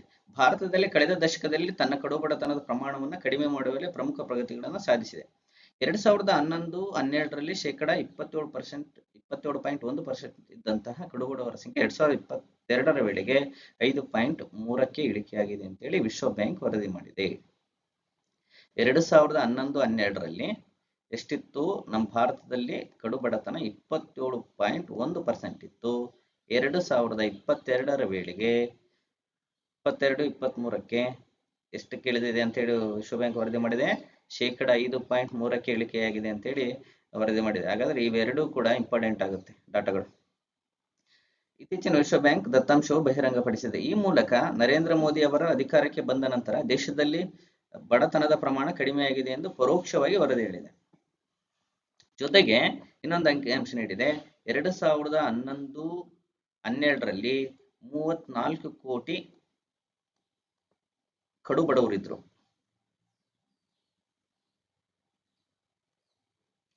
ಅವರ ಸಂಖ್ಯೆ ಈಗ 7.5 ಕೋಟಿಗೆ ಇಳಿದಿದೆ ಅಂತೇಳಿ ವಿಶ್ವ ಬ್ಯಾಂಕ್ ವರದಿ ಪ್ರಕಟಿಸಿದೆ. 11 ವರ್ಷದಲ್ಲಿ ಸುಮಾರು 26 ಕೋಟಿ ಜನ ಬಡತನದಿಂದ ಹೊರಬಂದಿದ್ದಾರೆ ಅಂತೇಳಿ ಮಾಹಿತಿಯನ್ನು ತಿಳಿಸಿದೆ. ಮತ್ತೆ 2011-12ರಲ್ಲಿ 34 ಕೋಟಿ ಬಡವರು ದೇಶದಲ್ಲಿದ್ದರು. ಈಗ 7.5 ಕೋಟಿಗೆ ಇಳಿಕೆಯಾಗಿದೆ. ಹಾಗೆ 11 ವರ್ಷದಲ್ಲಿ ಕಡು ಬಡತನದ ರೇಖೆ 26 ಕೋಟಿ ಮಂದಿ ಹೊರಕ್ಕೆ ಬಂದಿದ್ದಾರೆ ಅಂತೇಳಿ 26 ಕೋಟಿ ಮಂದಿ ಕಡು ಬಡತನದಿಂದ ಹೊರಗೆ ಬಂದಿದ್ದಾರೆ ಅನ್ನುವಂತಹ ಮಾಹಿತಿಯನ್ನು ನೀಡ್ತಾ ಇದೆ. ಜೊತೆಗೆ ಎಲ್ಲೆಲ್ಲಿ ಕಡುಬಡವರು ಹೆಚ್ಚಿದ್ರು ಅನ್ನೋದನ್ನು ನೋಡೋದಾದ್ರೆ ಈ ವರದಿಯ ಪ್ರಕಾರ ಉತ್ತರ ಪ್ರದೇಶ, ಯಾವುದು? ಉತ್ತರ ಪ್ರದೇಶ, ಯುಪಿ, ಮಹಾರಾಷ್ಟ್ರ, ಬಿಹಾರ, ವೆಸ್ಟ್ ಬೆಂಗಾಲ್ ಮತ್ತೆ ಎಂಪಿ. ಇಲ್ಲಿ ಶೇಕಡಾ 65% ಕಡು ಬಡವರಿದ್ರು. ಈಗ ಬಡತನ ರೇಖೆಯಿಂದ ಹೊರಬಂದ 1/3 ಮಂದಿ ಈ ರಾಜ್ಯಗಳವರೇ ಆಗಿದ್ದಾರೆ. ಇಲ್ಲಿಂದನೇ ಕಡು ಬಡತನದಿಂದ ಹೊರ ಬಂದಿದ್ದಾರೆ. ಹಾಗೆ ನಿತ್ಯ 184 ರೂಪಾಯಿಗಿಂತ ಕಮ್ಮಿ ವೆಚ್ಚ ಮಾಡುವಾಗ 2017ರಲ್ಲಿ ಕಡು ಬಡವರೆಂದು ವರ್ಗೀಕರಿಸಲಾಗಿತ್ತು. ಅವಾಗ ಡೈಲಿ 184 ರೂಪಾಯಿಗಿಂತ ಕಡಿಮೆ ಯಾರು ವೆಚ್ಚ ಮಾಡ್ತಾರೋ ಅವ್ರನ್ನ ಕಡು ಬಡವರು ಅಂತೇಳಿ ಅಳಿತಾ ಇದ್ರು. 2021ರ ಬಳಿಕ 250 ರೂಪಾಯಿಗಿಂತ ಕಡಿಮೆ ಖರ್ಚು ಮಾಡುವವರು ಕಡು ಬಡವರೆಂದು ಬ್ಯಾಂಕ್ ಪರಿಗಣನೆ ಮಾಡಿದೆ ವಿಶ್ವ ಬ್ಯಾಂಕ್. ಇದು ನೆನಪಿರ್ಬೇಕು. 250 ರೂಪಾಯಿ ಡೈಲಿ ಯಾರು ಖರ್ಚು ಮಾಡಲ್ಲ ಅವರು ಕಡು ಬಡವರು ಅಂತೇಳಿ ವರ್ಲ್ಡ್ ಬ್ಯಾಂಕ್ ಒಂದು ಮಾನದಂಡ ವಿಧಿಸಿದೆ. ಹಾಗಾಗಿ ಈ ಮಾಹಿತಿ ಇರಬೇಕು. 250 ರೂಪಾಯಿಗಿಂತ ಕಡಿಮೆ ಖರ್ಚು ಮಾಡುವಂತಹ ಒಂದು ಜನತೆಯನ್ನ ಕಡು ಬಡವರು ಅಂತೇಳಿ ನಾವು ಕರಿತೀವಿ. ಇದೆಲ್ಲ ನೋಡಿದ್ವಿ ನಾವು. 2011 ಏನು 11-12ರಲ್ಲಿ 34.44ರಿಂದ 7.5 ಕೋಟಿಗೆ ಇಳಿಕೆಯಾಗಿದೆ ಅಂತೇಳಿ. ಈ ಮಾನದಂಡಗಳನ್ನ ಹೇಗೆ ಎಳಿತಾರೆ ಅಂತಂದ್ರೆ ಈಗ ನೋಡಿದ್ವಿ ನಾವು. ಇದೆಲ್ಲ ಇದೆ ಮಾಹಿತಿ. ಹಾಗಾದ್ರೆ ಈ ಮೊದಲು ನಮ್ಮ ಭಾರತದಲ್ಲಿ ಯಾವ್ಯಾವ ಸಮಿತಿಗಳು ಬಡತನವನ್ನು ಅಳಿತಿದ್ರು ಅನ್ನೋದನ್ನ ಸ್ವಲ್ಪ ಸಂಕ್ಷಿಪ್ತವಾಗಿ ತಿಳ್ಕೊಳ್ಳೋದಾದ್ರೆ, ಈಗ ತೆಂಡೂಲ್ಕರ್ ಸಮಿತಿ ಅಂತ ಬರುತ್ತೆ. ಇದು 2009-10ರಲ್ಲಿ ಭಾರತದಲ್ಲಿ 29.6% ಜನರು ಬಡತನದ ರೇಖೆಗಿಂತ ಕೆಳಗಿದ್ದಾರೆ ಅಂತ ಹೇಳಿ ಹೇಳಿದ್ರು. 29.6% ಜನ ಕಡು ಬಡತನದಲ್ಲಿದ್ದಾರೆ ಅಂತ. ಕಡು ಬಡತನ BPL ಅಂತಾರಲ್ಲ, ಅದು ಬಿಲೋ ಪವರ್ಟಿ ಲೈನ್ ಅಂದಾಜಿಸಿದೆ. ರಂಗರಾಜನ್ ಸಮಿತಿ ಏನ್ ಹೇಳಿದೆ ಅಂತಂದ್ರೆ ಅದೇ ಅವಧಿಯಲ್ಲಿ 38.2% ಅಂತ ಹೇಳಿದ್ರು. ಆನಂತರ ತೆಂಡೂಲ್ಕರ್ ಸಮಿತಿ 2009-10ರಲ್ಲಿ ಏನ್ ಮಾಡುತ್ತೆ, ಅದೇ 29.6 ಅಂತ ಹೇಳಿದ್ರೆ ರಂಗರಾಜನ್ ಇಳಿಕೆ ಮಾಡ್ತಾರೆ. ಇದು ಮತ್ತೆ ಅವರು ಮತ್ತೆ 2011 ಮತ್ತು 12ರ ವೇಳೆಗೆ 29.5ಕ್ಕೆ ಇಳಿಕೆ ಮಾಡಿ ಮಾಹಿತಿಯನ್ನ ನೀಡ್ತಾರೆ. ಇವೆರಡು ನೆನಪಿರಬೇಕು. ತೆಂಡೂಲ್ಕರ್ ಸಮಿತಿಯ ಪ್ರಕಾರ 29.6 ಮತ್ತೆ ಇವರು 38 ಅಂತ ಹೇಳಿದ್ರು. ಮತ್ತೆ 2011ರಲ್ಲಿ ರಿವೈಸ್ ಮಾಡಿಬಿಟ್ಟು 29ಕ್ಕೆ ಹೇಳಿಕೆ ಮಾಡ್ತಾರೆ. ಈ ಎರಡೂ ಸಮಿತಿಯ ಅಂದಾಜುಗಳಲ್ಲಿ ವ್ಯತ್ಯಾಸ ಇದೆ. ಅಂದ್ರೆ ತೆಂಡೂಲ್ಕರ್ ಸಮಿತಿ ನೀಡಿರ್ತಕ್ಕಂಥ ವರದಿಗೂ ರಂಗರಾಜನ್ ಸಮಿತಿ ನೀಡಿರುವಂತಹ ವರದಿಗೂ ವ್ಯತ್ಯಾಸವಿದೆ. ಏಕೆಂದ್ರೆ ಅವರು ಬಡತನವನ್ನು ಅಳೆಯಲು ವಿಭಿನ್ನ ವಿಧಾನಗಳನ್ನು ಬಳಸಿದ್ದಾರೆ. ಹಾಗಾದ್ರೆ ಯಾವ ವಿಧಾನವನ್ನು ಬಳಸಿದ್ರು ಅನ್ನೋದನ್ನು ಸಂಕ್ಷಿಪ್ತವಾಗಿ ನೋಡೋದಾದ್ರೆ, ರಂಗರಾಜನ್ ಸಮಿತಿಯವರು ಆಹಾರ, ಬಟ್ಟೆ, ವಸತಿ, ಶಿಕ್ಷಣ, ಆರೋಗ್ಯದಂತಹ ಅಗತ್ಯ ವಸ್ತುಗಳ ವೆಚ್ಚವನ್ನು ಪರಿಗಣಿಸಿ ಬಡತನದ ರೇಖೆಯನ್ನು ಹೆಚ್ಚು ವಿಶಾಲವಾಗಿ ವ್ಯಾಖ್ಯಾನಿಸಲು ಪ್ರಯತ್ನಿಸಿದ್ದಾರೆ. ಅದರ ಆಧಾರದ ಮೇಲೆ ಬಡತನದ ಪ್ರಮಾಣವನ್ನು ಅಳೆದಿದ್ದಾರೆ. ಯಾರು? ರಂಗರಾಜನ್. ಇನ್ನು ತೆಂಡೂಲ್ಕರ್ ಸಮಿತಿಯವರು ಏನ್ ಮಾಡಿದ್ದಾರೆ? ಕೇವಲ ಆಹಾರ ವೆಚ್ಚವನ್ನು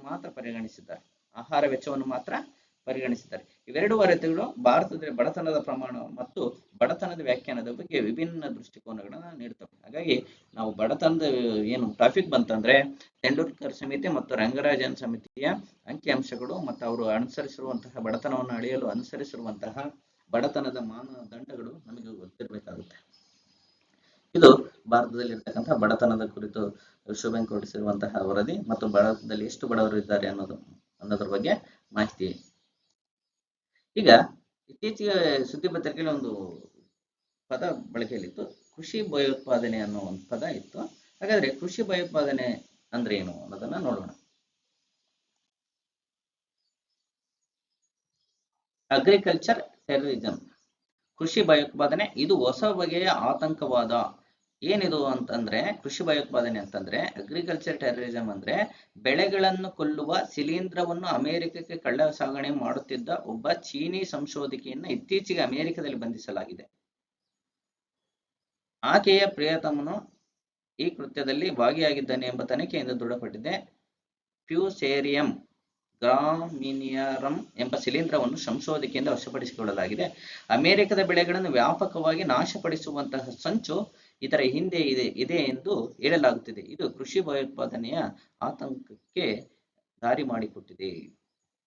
ನೋಡಿ, ನಗರ ಭಯೋತ್ಪಾದಕರನ್ನು ನೋಡಿದ್ವಿ, ಭಯೋತ್ಪಾದನೆ ನೋಡಿದ್ವಿ, ಈಗ ಕೃಷಿ ಭಯೋತ್ಪಾದನೆ ಅಂತ. ಕೃಷಿ ಮೇಲೆ ಕೂಡ ಈ ರೀತಿ ಪ್ರತಿಕಾರವನ್ನು ತೀರಿಸಿಕೊಂಡ್ರೆ ಜಗತ್ತಿನ ಅಪೌಷ್ಟಿಕತೆಯನ್ನ ನಿರ್ಮೂಲನೆ ಮಾಡೋರು.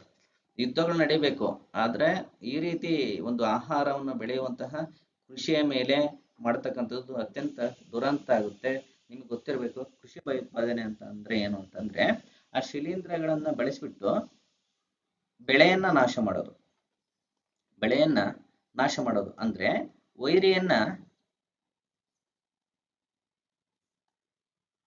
ಪರೋಕ್ಷವಾಗಿ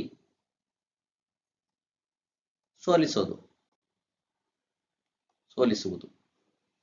ಈ ದುಷ್ಕೃತ್ಯವನ್ನ ಚೀನಾದವರು ಮಾಡ್ತಾ ಇದ್ದಾರೆ. ಹಾಗಾಗಿ ಇದ್ರ ಬಗ್ಗೆ ನಿಮ್ಗೆ ಗೊತ್ತಿರಬೇಕು. ಕೃಷಿ ಭಯೋತ್ಪಾದನೆ ಅಂತಂದ್ರೆ ಬೆಳೆಗಳನ್ನು ಕೊಲ್ಲುವಂತಹ ಶಿಲೀಂಧ್ರಗಳನ್ನು ಸಿಂಪಡಣೆ ಮಾಡಿಬಿಟ್ಟು ಬೆಳೆ ನಾಶ ಮಾಡುವಂತಹ ಒಂದು ದುಷ್ಕೃತ್ಯವನ್ನ ಕೃಷಿ ಭಯೋತ್ಪಾದನೆ ಅಂತ ಹೇಳಿ ಕರೀತಾರೆ. ಇದು ಕೃಷಿ ಭಯೋತ್ಪಾದನೆ ಕುರಿತು ಮಾಹಿತಿ. ಇಲ್ಲಿ ನೋಡಿ, ಸುಕ್ರೋಟೋ ದ್ವೀಪ ರಾಜಕೀಯವಾಗಿ ಯಾವ ದೇಶದ ಆಧಿಪತ್ಯ ಹೊಂದಿದೆ ಅಂತೇಳಿ ಇತ್ತೀಚೆಗೆ ಸುದ್ದಿಯಲ್ಲಿರುವಂತಹ ಒಂದು ಈ ದ್ವೀಪ ಯಾವ ದೇಶದ ಆಧಿಪತ್ಯವನ್ನು ಸಾಧಿಸಿದೆ ಅನ್ನೋದನ್ನು ನೋಡೋದಾದ್ರೆ ಇದು ಇಂಡೋನೇಷ್ಯಾ, ಐಲ್ಯಾಂಡ್, ಯೆಮನ್ ಮತ್ತು ಇಂಡೋನೇಷ್ಯಾ ಒಂದು ದೇಶಗಳ ಆಧಿಪತ್ಯಕ್ಕೆ ಒಳಪಟ್ಟಿದೆ ಅಂತ ಪ್ರಶ್ನೆ ಕೇಳಿದರೆ ನಿಮ್ಮ ಉತ್ತರ ಯೆಮನ್ ಆಗಬೇಕು. ಹಾಗಾದ್ರೆ ಈ ಸುಕ್ರೋಟೋ ದ್ವೀಪದ ಬಗ್ಗೆ ಸ್ವಲ್ಪ ಸಂಕ್ಷಿಪ್ತವಾಗಿ ಮಾಹಿತಿ ತಿಳ್ಕೊಳ್ಳೋಣ. ಸುಕ್ರೋಟೋ ದ್ವೀಪವು ತನ್ನ ವಿಶಿಷ್ಟ ಜೀವ ವೈವಿಧ್ಯಕ್ಕೆ ಹೆಸರುವಾಸಿಯಾಗಿದೆ. ಇದನ್ನು ಹೆಚ್ಚಾಗಿ ಹಿಂದೂ ಮಹಾಸಾಗರದ ಗ್ಯಾಲೋಪಗೋಸ್ ಎಂದು ಕರೆಯಲಾಗುತ್ತದೆ.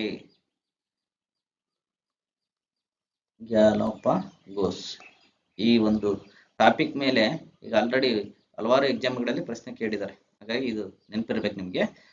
ಈ ಒಂದು ದ್ವೀಪವನ್ನ ಹಿಂದೂ ಮಹಾಸಾಗರದ ಗ್ಯಾಲೋಪಗೋಸ್ ಅಂತ ಹೇಳಿ ಕರೀತಾರೆ. ಯಾಕೆ ಈಗ ಕರೀತಾರೆ ಅಂದ್ರೆ ಅದರ ಶ್ರೀಮಂತ ಸಸ್ಯ ಮತ್ತು ಪ್ರಾಣಿಗಳನ್ನ ಗುರುತಿಸುತ್ತಾನೆ. ಅಲ್ಲಿ ಶ್ರೀಮಂತವಾದಂತಹ ಸಸ್ಯ ಮತ್ತು ಪ್ರಾಣಿಗಳ ವೈವಿಧ್ಯತೆ ಇದೆ. ಇದನ್ನು ಯುನೆಸ್ಕೋ ಪಾರಂಪರ್ಯ ತಾಣವನ್ನು ಕೂಡ ಗುರುತಿಸಲಾಗಿದೆ. ಯುನೆಸ್ಕೋ ಪಟ್ಟಿಗೆ ಸೇರಿದೆ ಇದು ಗ್ಯಾಲೋಪಗೋಸ್ ದ್ವೀಪಗಳು. ಇದರ ಸಸ್ಯ ಪ್ರಭೇದಗಳಲ್ಲಿ 37%ಗಿಂತ ಹೆಚ್ಚು ಸ್ಥಳೀಯವಾಗಿದೆ. ಆದರೆ ಅವು ಭೂಮಿಯ ಮೇಲೆ ಬೇರೆಲ್ಲಿಯೂ ಕಂಡುಬರುವುದಿಲ್ಲ. ಅಲ್ಲಿ ಕಂಡುಬರುವಂತಹ 37% ಸ್ಥಳೀಯವಾದಂತಹ ಪ್ರಭೇದಗಳು ಜಗತ್ತಿನ ಇತರ ಯಾವ ಭಾಗದಲ್ಲಿ ಕೂಡ ಕಂಡು ಬರುವುದಿಲ್ಲ ಅಂತೇಳಿ ಮಾಹಿತಿ ಇದೆ. ಹಾಗೆಯೇ ಇದರ ಭೌಗೋಳಿಕ ಅವಲೋಕನ ಎಲ್ಲಿದೆ ಇದು ಅನ್ನೋದನ್ನು ನೋಡೋದಾದ್ರೆ, ಸುಕ್ರೋಟ ಯೆಮನ್ ನಿಂದ ಸುಮಾರು 340 ಕಿಲೋಮೀಟರ್ ಆಗ್ನೇಯದಲ್ಲಿದೆ. ಇದು ಆಫ್ರಿಕಾದ ಕೊಂಬಿನ ಬಳಿ ಹಿಂದೂ ಮಹಾಸಾಗರದಲ್ಲಿದೆ. ಈ ದ್ವೀಪವು ಸುಮಾರು 3796 ಚದುರ ಕಿಲೋಮೀಟರ್ ವಿಸ್ತೀರ್ಣ ಹೊಂದಿದ್ದು, ಇದರ ಭೂದೃಶ್ಯವು ಕರಾವಳಿ ಬಯಲು ಪ್ರದೇಶಗಳು, ಸುಣ್ಣದ ಕಲ್ಲು ಪ್ರಸ್ಥಭೂಮಿ ಮತ್ತು ಒರಟಾದ ಹ್ಯಾಗಿಯಾರ್ ಪರ್ವತಗಳನ್ನು ಒಳಗೊಂಡಿದೆ. ಈ ವೈವಿಧ್ಯಮಯ ಭೌಗೋಳಿಕತೆಯು ಅದರ ಪರಿಸರ ಶ್ರೀಮಂತಿಕೆಗೆ ಕೊಡುಗೆ ನೀಡುತ್ತದೆ. ಇದು ಯೆಮನ್ನಿಂದ ಸುಮಾರು 340 ಕಿಲೋಮೀಟರ್ ದೂರದಲ್ಲಿದೆ. ಯೆಮನ್ ಎಷ್ಟು ಕಿಲೋಮೀಟರ್ ದೂರ ಇದೆ? 340 ಕಿಲೋಮೀಟರ್ ದೂರ ಇದೆ. ಹಾಗಾದ್ರೆ ರಾಜಕೀಯ ಸಂದರ್ಭವನ್ನು ನೋಡೋದಾದ್ರೆ, ಸುಕ್ರೋಟ ರಾಜಕೀಯವಾಗಿ ಯೆಮನ್ನ ಭಾಗವಾಗಿದೆ. ಇದು ರಾಜಕೀಯವಾಗಿ ಯೆಮನ್ನ ಭಾಗವಾಗಿದೆ. ಆದಾಗ್ಯೂ ಅದರ ಆಡಳಿತವು ಸಂಕೀರ್ಣವಾಗಿದೆ. UAE ಬೆಂಬಲಿತ ಪಡೆಗಳು ಮತ್ತು ದಕ್ಷಿಣ ಪರಿವರ್ತನಾ ಮಂಡಳಿ ದ್ವೀಪದ ಮೇಲೆ ಪ್ರಭಾವ ಬೀರುತ್ತವೆ. ಕೇವಲ ರಾಜಕೀಯವಾಗಿ ಒಳಪಟ್ಟರೂ ಕೂಡ ಇದು ವಿವಿಧ ದೇಶಗಳ ಆಡಳಿತಕ್ಕೆ ಒಳಪಡುತ್ತೆ ಅನ್ನೋದನ್ನ ಇಲ್ಲಿ ಮಾಹಿತಿ ನಾವು ನೋಡಬಹುದು. ಇದು ಮಾನವೀಯ ಮತ್ತು ಭದ್ರತಾ ಕಾರಣಗಳಿಗೆ ಎಂದು ಹೇಳಿಕೊಳ್ಳುತ್ತದೆ. ಈ ಭೌಗೋಳಿಕ ರಾಜಕೀಯ ಪರಿಸ್ಥಿತಿಯು ದ್ವೀಪದ ಸವಾಲುಗಳಿಗೆ ಪದಗಳನ್ನು ಸೇರಿಸುತ್ತದೆ. ಇದು ಹಾಗೇನೆ ಇಲ್ಲಿ ಇರ್ತಕ್ಕಂಥ ಪರಿಸರದ ಮಹತ್ವದ ಬಗ್ಗೆ ಇದೆ. ಹಾಗೇನೆ ಆರ್ಥಿಕ ಚಟುವಟಿಕೆಗಳು ಕೂಡ ಇಲ್ಲಿ ಇಂಪಾರ್ಟೆಂಟ್ ಆಗುತ್ತೆ. ಸುಕ್ರೋಟೋ ತೀವ್ರ ಆರೋಗ್ಯ ಸವಾಲುಗಳನ್ನು ಎದುರಿಸುತ್ತಿದೆ. ಇತ್ತೀಚೆಗೆ ಯಾಕೆ ಸುದ್ದಿಯಲ್ಲಿದೆ ಅನ್ನೋದಾದ್ರೆ, ಸುಕ್ರೋಟೋ ತೀವ್ರ ಆರೋಗ್ಯ ಸವಾಲುಗಳನ್ನು ಎದುರಿಸುತ್ತಿದೆ. ಯುನೈಟೆಡ್ ಅರಬ್ ಎಮಿರೇಟ್ಸ್ ಮತ್ತು ವಿಶ್ವ ಆರೋಗ್ಯ ಸಂಸ್ಥೆ ಮಾನವೀಯ ಕಾರ್ಯಕ್ರಮವನ್ನು ಆರಂಭಿಸಿದೆ. ಈ ಉಪಕ್ರಮವು ಮಹಿಳೆಯರು ಮತ್ತು ಮಕ್ಕಳ ಮೇಲಿನ ಪರಿಣಾಮ ಬೀರುವ ಅಪೌಷ್ಟಿಕತೆಯನ್ನು ಎದುರಿಸುವ ಗುರಿಯನ್ನ ಹೊಂದಿದೆ. ಇಲ್ಲಿ ಮಹಿಳೆಯರು ಮತ್ತು ಮಕ್ಕಳು ಹೆಚ್ಚಿಗೆ ಅಪೌಷ್ಟಿಕತೆಯನ್ನು ಅನುಭವಿಸ್ತಾ ಇದ್ರು. ಹಾಗಾಗಿ ಇತ್ತೀಚೆಗೆ ಸುದ್ದಿಯಲ್ಲಿತ್ತು. ಜಾಗತಿಕ ತೀವ್ರ ಅಪೌಷ್ಟಿಕತೆ ದರವು 10.9ರಷ್ಟಿದೆ ಎಂದು ಸೂಚಿಸುತ್ತದೆ. ತೀವ್ರ ಅಪೌಷ್ಟಿಕತೆ ಈ ಗುಂಪಿಗೆ 1.6ರಷ್ಟರ ಮೇಲೆ ಪರಿಣಾಮ ಬೀರುತ್ತದೆ. ಅಂತಹ ದರಗಳು ಗಂಭೀರ ಆರೋಗ್ಯ ಪರಿಸ್ಥಿತಿಯನ್ನ, ತುರ್ತು ಸ್ಥಿತಿಯನ್ನ ಸೂಚಿಸುತ್ತದೆ ಅಂತೇಳಿ ಆರೋಗ್ಯ ಸಂಸ್ಥೆ ಹೇಳಿದೆ. ಆ ಒಂದು ಅಪೌಷ್ಟಿಕತೆಯನ್ನ ನಿರ್ಮೂಲನೆ ಮಾಡಕ್ಕೆ ಆ ಒಂದು ವಿಶ್ವ ಆರೋಗ್ಯ ಸಂಸ್ಥೆ ಕ್ರಮ ಕೈಗೊಂಡಿದೆ ಅರಬ್ ಎಮಿರೇಟ್ಸ್ ಜೊತೆಗೆ ಅನ್ನುವಂತಹ ಮಾಹಿತಿ ಸುದ್ದಿಯಲ್ಲಿದೆ. ಹಾಗಾಗಿ ಇತ್ತೀಚೆಗೆ ಇದು ಸುಕ್ರೋಟೋ ದ್ವೀಪ ಸುದ್ದಿಯಲ್ಲಿದೆ. ಹಾಗೆಯೇ ಬನ್ನಿ ಇವತ್ತಿನ ಇನ್ನೊಂದು ವಿಷಯದ ಬಗ್ಗೆ ನೋಡೋದಾದ್ರೆ, ಹವಾಮಾನ ಬದಲಾವಣೆ ಕಾರ್ಯಕ್ಷಮತೆ ಸೂಚ್ಯಂಕದಲ್ಲಿ ಭಾರತದ ಸ್ಥಾನವೆಷ್ಟು? A 7, B 12, C 10, D 8. ಇತ್ತೀಚೆಗೆ ಕ್ಲೈಮೇಟ್ ಚೇಂಜ್ ಪರ್ಫಾರ್ಮೆನ್ಸ್ ಇಂಡೆಕ್ಸ್ ನಲ್ಲಿ ಭಾರತ 10ನೇ ಸ್ಥಾನದಲ್ಲಿದೆ. 2024ರಲ್ಲಿ 7ನೇ ಸ್ಥಾನದಲ್ಲಿದ್ದು ಈಗ ಕುಸಿತ ಕಂಡಿದೆ ಅಂತೇಳಿ ವರದಿ ಮಾಡಿದೆ. 2025ರಲ್ಲಿ ಭಾರತವು 67.99 ಅಂಕಗಳಿಂದ 10ನೇ ಸ್ಥಾನವನ್ನು ಪಡೆದುಕೊಂಡಿದೆ. CCPಯಲ್ಲಿ ಹವಾಮಾನ ಬದಲಾವಣೆ ಸೂಚ್ಯಂಕದಲ್ಲಿ ಭಾರತ ಸ್ಥಾನ 10ನೇ ಸ್ಥಾನದಲ್ಲಿದೆ. ಈ ವರ್ಷ ಲಾಸ್ಟ್ ಇಯರ್ ಎಷ್ಟಿತ್ತು? 2024ರಲ್ಲಿ 7ನೇ ಸ್ಥಾನದಲ್ಲಿತ್ತು. ಲಾಸ್ಟ್ ಕೇಸ್ ಫಿಲಿಮ್ಸ್ ಅಲ್ಲಿ ಈ ಪ್ರಶ್ನೆ ಕೇಳಲಾಗಿದೆ, ನೇರವಾಗಿ ಕೇಳಲಾಗಿದೆ. ಏನಂತಂದ್ರೆ, ಭಾರತದ ಹವಾಮಾನ ಬದಲಾವಣೆ ಕಾರ್ಯಕ್ಷಮತೆಯ ಸೂಚ್ಯಂಕ ಎಷ್ಟಿದೆ ಅಂತೇಳಿ. ಹಾಗಾಗಿ ಇದು ತುಂಬಾ ಹೈ ಹಿಲ್ಡಿಂಗ್ ಟಾಪಿಕ್ ಆಗುತ್ತೆ. ಇದರ ಬಗ್ಗೆ ಮಾಹಿತಿ ಇರಬೇಕು ನಿಮಗೆ. 2024ರಲ್ಲಿ 7ನೇ ಸ್ಥಾನದಲ್ಲಿದ್ದ ಭಾರತವು 3 ಸ್ಥಾನಗಳಿಗೆ ಕೆಳಗಿಳಿಸಿ ಜಾಗತಿಕ ಹವಾಮಾನ ಕ್ರಿಯೆಯಲ್ಲಿ ಉನ್ನತ ಪ್ರದರ್ಶನ ನೀಡುವ ದೇಶಗಳ ಒಂದಾಗಿದೆ. ಈಗ 10ನೇ ಸ್ಥಾನದಲ್ಲಿದೆ. ಭಾರತವು ಹಸಿರುಮನೆ ಅನಿಲ ಹೊರಸೂಸುವಿಕೆ ಮತ್ತು ಇಂಧನ ಬಳಕೆ ವಿಭಾಗಗಳಲ್ಲಿ ಹೆಚ್ಚಿನ ರೇಟಿಂಗ್, ಹವಾಮಾನ ನೀತಿಯಲ್ಲಿ ಮಧ್ಯಮ ರೇಟಿಂಗ್ ಮತ್ತು ನವೀಕರಿಸಬಹುದಾದ ಇಂಧನದಲ್ಲಿ ಕಡಿಮೆ ರೇಟಿಂಗ್ ಅನ್ನು ಪಡೆದುಕೊಂಡಿದೆ. ಭಾರತವು ಗ್ರೀನ್ ಇವಿದಾವಲ್ಲ, ಹಸಿರುಮನೆ ಅನಿಲಗಳಿದಾವಲ್ಲ, ಇವುಗಳನ್ನ ಹೊರಸೂಸುವಿಕೆ ಮತ್ತು ಇಂಧನ ಬಳಕೆ ವಿಭಾಗಗಳಲ್ಲಿ ಹೆಚ್ಚಿನ ರೇಟಿಂಗ್, ಅಂದ್ರೆ ಅತಿ ಹೆಚ್ಚು ನವೀಕರಿಸಬಹುದಾದಂತಹ ಇಂಧನ ಉಪಕ್ರಮಗಳನ್ನು ಜಾರಿಗೆ ತರ್ತಾ ಇದ್ದಿಲ್ಲ, ಅದರಲ್ಲಿ ಹೆಚ್ಚಿನ ಒಂದು ರೇಟಿಂಗ್ ಸಿಕ್ಕಿದೆ. ಇನ್ನು ಹವಾಮಾನ ನೀತಿ ಬದಲಾವಣೆಯಲ್ಲಿ ಮಧ್ಯಮ ರೇಟಿಂಗ್ ಸಿಕ್ಕಿದೆ, ನವೀಕರಿಸಬಹುದಾದ ಇಂಧನದಲ್ಲಿ ಕಡಿಮೆ ರೇಟಿಂಗ್ ಸಿಕ್ಕಿದೆ ಅನ್ನುವಂತಹ ಮಾಹಿತಿ ಆಧಾರದ ಮೇಲೆ ಈ ಸೂಚ್ಯಂಕವನ್ನು ರೆಡಿ ಮಾಡಿದ್ದಾರೆ. ಇನ್ನು CCPI ಪ್ರಕಾರ 2025ರ ಪ್ರಕಾರ ಯಾವುದೇ ದೇಶವು ಒಟ್ಟಾರೆ ಅತಿ ಹೆಚ್ಚಿನ ರೇಟಿಂಗ್ ಅನ್ನು ಸಾಧಿಸದ ಕಾರಣ ಮೊದಲ 3 ಸ್ಥಾನಗಳು ಖಾಲಿ ಇದಾವೆ. ನಿಮ್ಗೆ ಏನಾದ್ರೂ 1ನೇ ಸ್ಥಾನ ಯಾವ್ದಿತ್ತು, 2ನೇ ಸ್ಥಾನ ಯಾವ್ದಿತ್ತು, 3ನೇ ಸ್ಥಾನ ಯಾವ್ದಿತ್ತು ಅನ್ನೋದನ್ನ ಕೇಳಿ ಏನಾದ್ರೂ ದೇಶಗಳ ಸ್ಥಾನ ಕೊಟ್ರೆ ಅದು ಹಾಗಾಗಿ 1ನೇ ಸ್ಥಾನ, 2ನೇ ಸ್ಥಾನ, 3ನೇ ಸ್ಥಾನದಾಗ ಯಾವುದೇ ದೇಶಗಳು ಇರಲ್ಲ. ಹಾಗಾಗಿ ಕನ್ಫ್ಯೂಸ್ ಆಗಬಾರ್ದು. 3 ಸ್ಥಾನಗಳನ್ನ ಆ ರೇಟಿಂಗ್ ಅನ್ನ ಸಾಧಿಸಿಲ್ಲಲ್ಲ, ಹಾಗಾಗಿ ಅದನ್ನ ಖಾಲಿ ಆಗೇ ಬಿಡಲಾಗಿದೆ. ಡೆನ್ಮಾರ್ಕ್ ಇದೆಯಲ್ಲ, ಅದು ಸೂಚ್ಯಂಕದಲ್ಲಿ 4ನೇ ಸ್ಥಾನದಲ್ಲಿ ಅಗ್ರ ಸ್ಥಾನದಲ್ಲಿದೆ. ಡೆನ್ಮಾರ್ಕ್ ಇದೆಯಲ್ಲ, ಅದು 4ನೇ ಸ್ಥಾನದಲ್ಲಿದೆ. ಅಂದ್ರೆ ಒಟ್ಟಾರೆಯಾಗಿ ದೇಶಗಳ ಸಾಲಿನಲ್ಲಿ ತಗೊಂಡ್ರೆ ಅದು ಅಗ್ರ ಸ್ಥಾನದಲ್ಲಿದೆ ಡೆನ್ಮಾರ್ಕ್. ಅದರ ನಂತರ ನೆದರ್ಲ್ಯಾಂಡ್ ಇದೆ, ಮತ್ತೆ ಯುನೈಟೆಡ್ ಕಿಂಗ್ಡಮ್ ಇದೆ. ಇನ್ನು ಹವಾಮಾನ ಬದಲಾವಣೆ ಕಾರ್ಯಕ್ಷಮತೆ ಸೂಚ್ಯಂಕದ ಬಗ್ಗೆ ನೋಡೋದಾದ್ರೆ ಇದು 2005ರಿಂದ ವಾರ್ಷಿಕವಾಗಿ ಪರಿಸರೇತರ ಸರ್ಕಾರ ಏನು NGOಗಳಿಂದ ಪ್ರಕಟ ಮಾಡ್ತಾ ಇದೆ. ಯಾರು ಪ್ರಕಟ ಮಾಡೋರು ಅಂತಂದ್ರೆ ಜರ್ಮನ್ ವಾಚ್, ನ್ಯೂಕ್ಲಿಯರ್ ಇನ್ಸ್ಟಿಟ್ಯೂಟ್ ಅನ್ನುವಂತಹ ಒಂದು ಸಂಸ್ಥೆ ಮತ್ತು climate action network CAN international, ಹೀಗೆ ಈ 3 ಸಂಸ್ಥೆಗಳಿಂದ ಏನು ಹವಾಮಾನ ಬದಲಾವಣೆ ಕಾರ್ಯಕ್ಷಮತೆ ಸೂಚ್ಯಂಕವನ್ನು ಪ್ರತಿ ವರ್ಷ ಬಿಡುಗಡೆ ಮಾಡಲಾಗುತ್ತದೆ. CCP 2025ರ ಆವೃತ್ತಿಯು 63 ದೇಶಗಳು ಮತ್ತು ಯುರೋಪಿಯನ್ ಒಕ್ಕೂಟದ ಹವಾಮಾನ ಕಾರ್ಯಕ್ಷಮತೆ ಮೌಲ್ಯಮಾಪನ ಮಾಡುತ್ತದೆ. ಇದು ಒಟ್ಟಾರೆಯಾಗಿ ಜಾಗತಿಕ ಹಸಿರುಮನೆ ಅನಿಲ ಹೊರಸೂಸುವಿಕೆಯಲ್ಲಿ 90%ಗಿಂತ ಹೆಚ್ಚು ಪಾಲನ್ನು ಹೊಂದಿದೆ ಅನ್ನೋದನ್ನ ಹೇಳುತ್ತೆ. ಅದು ಯುರೋಪಿಯನ್ ಒಕ್ಕೂಟ. ಹಾಗಾದ್ರೆ CCPಯಲ್ಲಿ ಟಾಪ್ 10 ದೇಶಗಳು ಯಾವ ಇದಾವೆ ಅನ್ನೋದನ್ನು ನೋಡೋದಾದ್ರೆ ಈ ಮೊದಲೇ ಹೇಳಿದ್ವಿ ನಾವು. ಮೊದಲ 3 ಸ್ಥಾನಗಳಲ್ಲಿ ಯಾವುದೇ ದೇಶಗಳಿಲ್ಲ. 4ನೇ ಸ್ಥಾನದಲ್ಲಿ ಡೆನ್ಮಾರ್ಕ್ ಇದೆ, 5ನೇ ಸ್ಥಾನದಲ್ಲಿ ನೆದರ್ಲ್ಯಾಂಡ್ ಇದೆ, 6ನೇ ಸ್ಥಾನದಲ್ಲಿ UK ಇದೆ, 7ನೇ ಸ್ಥಾನದಲ್ಲಿ ಫಿಲಿಪೈನ್ಸ್ ಇದೆ, 8ನೇ ಸ್ಥಾನದಲ್ಲಿ ಮೊರೊಕ್ಕೊ ಇದೆ, 9ನೇ ಸ್ಥಾನದಲ್ಲಿ ನಾರ್ವೆ ಇದೆ, 10ನೇ ಸ್ಥಾನದಲ್ಲಿ ಭಾರತ ಇದೆ. ಮೊದಲನೇ ಸ್ಥಾನ ಯಾವುದು, ಮೊದಲನೇ ಸ್ಥಾನ ಗೊತ್ತಿರಬೇಕು ನಮಗೆ, ಹಾಗೆ ನಮ್ಮ ಭಾರತ ಸ್ಥಾನ ಗೊತ್ತಿದ್ರೆ ಸಾಕಾಗುತ್ತೆ. ಹಾಗೆ ಕೊನೆ ಸ್ಥಾನದಲ್ಲಿ ಯಾವಿದೆ ಅನ್ನೋದನ್ನು ನೋಡೋದಾದ್ರೆ ಕೆನಡಾ ಇದೆ ಕೊನೆ ಸ್ಥಾನದಲ್ಲಿ, ಆಮೇಲೆ ಕಜಕಿಸ್ತಾನ್ ಇದೆ, ಚೈನೀಸ್ ತೈಪೆ ಇದೆ, ಅರ್ಜೆಂಟೈನಾ ಮತ್ತು ಜಪಾನ್ ಇದೆ. ಕೊನೆ ಸ್ಥಾನ ಯಾವುದು ಅಂತಂದ್ರೆ ಕೆನಡಾ.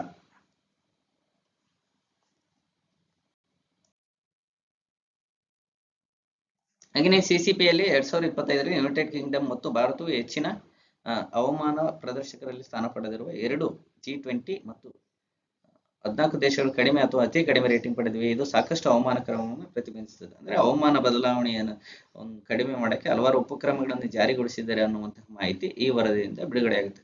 ಹಾಗೆಯೇ ಇಂಪಾರ್ಟೆಂಟ್ ಏನಂತಂದ್ರೆ ವಿಶ್ವದ ಅತಿ ಹೆಚ್ಚು ಹಸಿರು ಮನೆ ಅನಿಲಗಳನ್ನು ಹೊರಸೂಸುವಂತಹ ಚೀನಾ ಇದೆಯಲ್ಲ, ವಿಶ್ವದಲ್ಲಿ ಅತಿ ಹೆಚ್ಚು ಹಸಿರು ಮನೆಗಳನ್ನು ಹೊರಸೂಸುತ್ತೆ. ಹಸಿರು ಮನೆ, ಗ್ರೀನ್ ಹೌಸ್ ಗ್ಯಾಸಸ್ ಅಂತ ಕರಿತೀವಲ್ಲ, ಗ್ರೀನ್ ಹೌಸ್ ಗ್ಯಾಸಸ್. ಇವುಗಳನ್ನ ಬಿಡುಗಡೆ ಮಾಡುವಂತಹ ನಂಬರ್ 1 ದೇಶ ಯಾವುದು ಅಂತಂದ್ರೆ ಚೀನಾ. ಕೆಲವೊಂದು ಎಕ್ಸಾಮ್ಗಳಲ್ಲಿ ಈ ಒಂದು ಪ್ರಶ್ನೆ ಕೇಳಲಾಗಿದೆ, ಹಾಗಾಗಿ ಇದು ಇಂಪಾರ್ಟೆಂಟ್ ಆಗುತ್ತೆ. ಹಾಗೇನೆ ವಿಶ್ವದ 2ನೇ ಅತಿ ದೊಡ್ಡ ಹಸಿರು ಮನೆ ಅನಿಲ ಹೊರಸೂಸುವ ದೇಶವಾದ ಯುನೈಟೆಡ್ ಸ್ಟೇಟ್ಸ್ ಆಫ್ ಅಮೆರಿಕಾ. 1ನೇದು ಚೀನಾ ಆಯ್ತಂದ್ರೆ 2ನೇದು USA. ಅಂಕಗಳೊಂದಿಗೆ 57ನೇ ಸ್ಥಾನ ಪಡೆದುಕೊಂಡಿದೆ. ಇದು ಅತ್ಯಂತ ಕಡಿಮೆ ಪ್ರದರ್ಶನ ನೀಡುವ ದೇಶಗಳಲ್ಲಿ ಒಂದಾಗಿದೆ. ಇನ್ನು ಯುರೋಪಿಯನ್ ಅಲ್ಲಿ ಒಂದು ಸ್ಥಾನ ಕುಸಿದಿದ್ದು 2024ರಲ್ಲಿ 14ನೇ ಸ್ಥಾನದಿಂದ 17ನೇ ಸ್ಥಾನಕ್ಕೆ ಕುಸಿದೆ. ಒಟ್ಟಾರೆ 63.76 ಅಂಕಗಳೊಂದಿಗೆ ಮಧ್ಯಮ ರೇಟಿಂಗ್ ಅನ್ನು ಪಡೆದುಕೊಂಡಿದೆ. ಹಾಗಾದ್ರೆ ಈ GHGಯಲ್ಲಿ ಹೊರಸೂಸುವಿಕೆಯಲ್ಲಿ ಭಾರತದ ಸ್ಥಾನ ಎಷ್ಟು ಅಂತೇಳಿ ಕಮೆಂಟ್ ಮಾಡಿ. ಹಾಗೆಯೇ ಇತ್ತೀಚೆಗೆ ಗಗನಯಾನ ಯೋಜನೆಯಲ್ಲಿ ಬಾಹ್ಯಾಕಾಶಕ್ಕೆ ತೆರಳುತ್ತಿರುವ ಭಾರತೀಯರು ಯಾರು ಅಂತೇಳಿ ಪ್ರಶ್ನೆ ಕೇಳಲಾಗಿದೆ. ಇದರ ಬಗ್ಗೆ ಮಾಹಿತಿ ಇಲ್ಲಿದೆ ನೋಡಿ. ಶುಭಾಂಶು ಇಂದು ಬಾಹ್ಯಾಕಾಶಕ್ಕೆ ಹಲವು ಬಾರಿ ಮುಂದೂಡಲ್ಪಟ್ಟ ಭಾರತೀಯ ಶುಭಾಂಶು ಶುಕ್ಲಾ ಅವರು ಅಂತರಿಕ್ಷ ಯಾನಕ್ಕೆ ಬುಧವಾರ ತಡರಾತ್ರಿ ಕೈಗೊಳ್ಳುವ ನಿರೀಕ್ಷೆ ಇದೆ. ಶುಕ್ಲಾ ಸೇರಿದಂತೆ 4ರನ್ನು ಹೊತ್ತ ಅಮೆರಿಕದ ಆಕ್ಸಿಯಂ ನೌಕೆ ಇಂಪಾರ್ಟೆಂಟ್ ಆಗುತ್ತೆ. ಆಕ್ಸಿಯಂ ನೌಕೆ ಇವರು ಶುಭಾಂಶು ಪ್ಲಸ್ 3 ಜನ ಯಾರು ಅಮೆರಿಕದವರು. ಈ ಹಿಂದೆ ತಾಂತ್ರಿಕ ಮತ್ತು ಹವಾಮಾನ ವೈಪರೀತ್ಯ ಆಗಿತ್ತು, ಹಾಗಾಗಿ ಅದನ್ನ ನಿಯಂತ್ರಿಸಲಾಗಿತ್ತು. ಶುಕ್ಲಾ ಜೊತೆಗೆ ಇನ್ನೂ 3 ಜನ ಗಗನಯಾತ್ರಿಗಳು ಹೋಗ್ತಾರೆ. 28 ಗಂಟೆ ಪ್ರಯಾಣದ ಬಳಿಕ ಗುರುವಾರ ಸಂಜೆ ವೇಳೆಗೆ ESIಗೆ ಬರುವ ನಿರೀಕ್ಷೆ ಇದೆ. 28 ಗಂಟೆ ಅವರು ಬಾಹ್ಯಾಕಾಶ ಯಾನ ಇರುತ್ತೆ. 14 ದಿನ ಅಂತರಿಕ್ಷ ವಾಸ. IIS ನಲ್ಲಿ 60 ರೀತಿಯ ಪ್ರಯೋಗಗಳು ನಡೆಯುತ್ತೆ ಇದರಡಿಯಲ್ಲಿ. ಹಾಗೇನೆ ಇಲ್ಲೊಂದು ವಿಶೇಷ ಮಾಹಿತಿ ಇದೆ. ಈ ಹಿಂದೆ 1984ರಲ್ಲಿ ರಾಕೇಶ್ ಶರ್ಮಾ ರಷ್ಯಾದ ಸೂಯಜ್ ನೌಕೆಯಲ್ಲಿ ಅಂತರಿಕ್ಷ ಪ್ರವಾಸ ಕೈಗೊಂಡ ಇತಿಹಾಸ ನಿರ್ಮಿಸಿದರು. ಇದಾದ ನಂತರ ಭಾರತೀಯ ಮೂಲದ ಸುನಿತಾ ವಿಲಿಯಮ್ಸ್, ಕಲ್ಪನಾ ಚಾವ್ಲಾ ಬಾಹ್ಯಾಕಾಶ ಯೋಜನೆ ನಡೆಸಿದ್ರು. ಆದರೆ ಅವರು ಭಾರತೀಯ ಮೂಲದ ಅಮೆರಿಕ ಪ್ರಜೆಗಳಾಗಿದ್ರು, ಇನ್ನು ಭಾರತೀಯ ಪ್ರಜೆಗಳಲ್ಲ. ಹಾಗಾಗಿ ರಾಕೇಶ್ ಶರ್ಮಾ ನಂತರ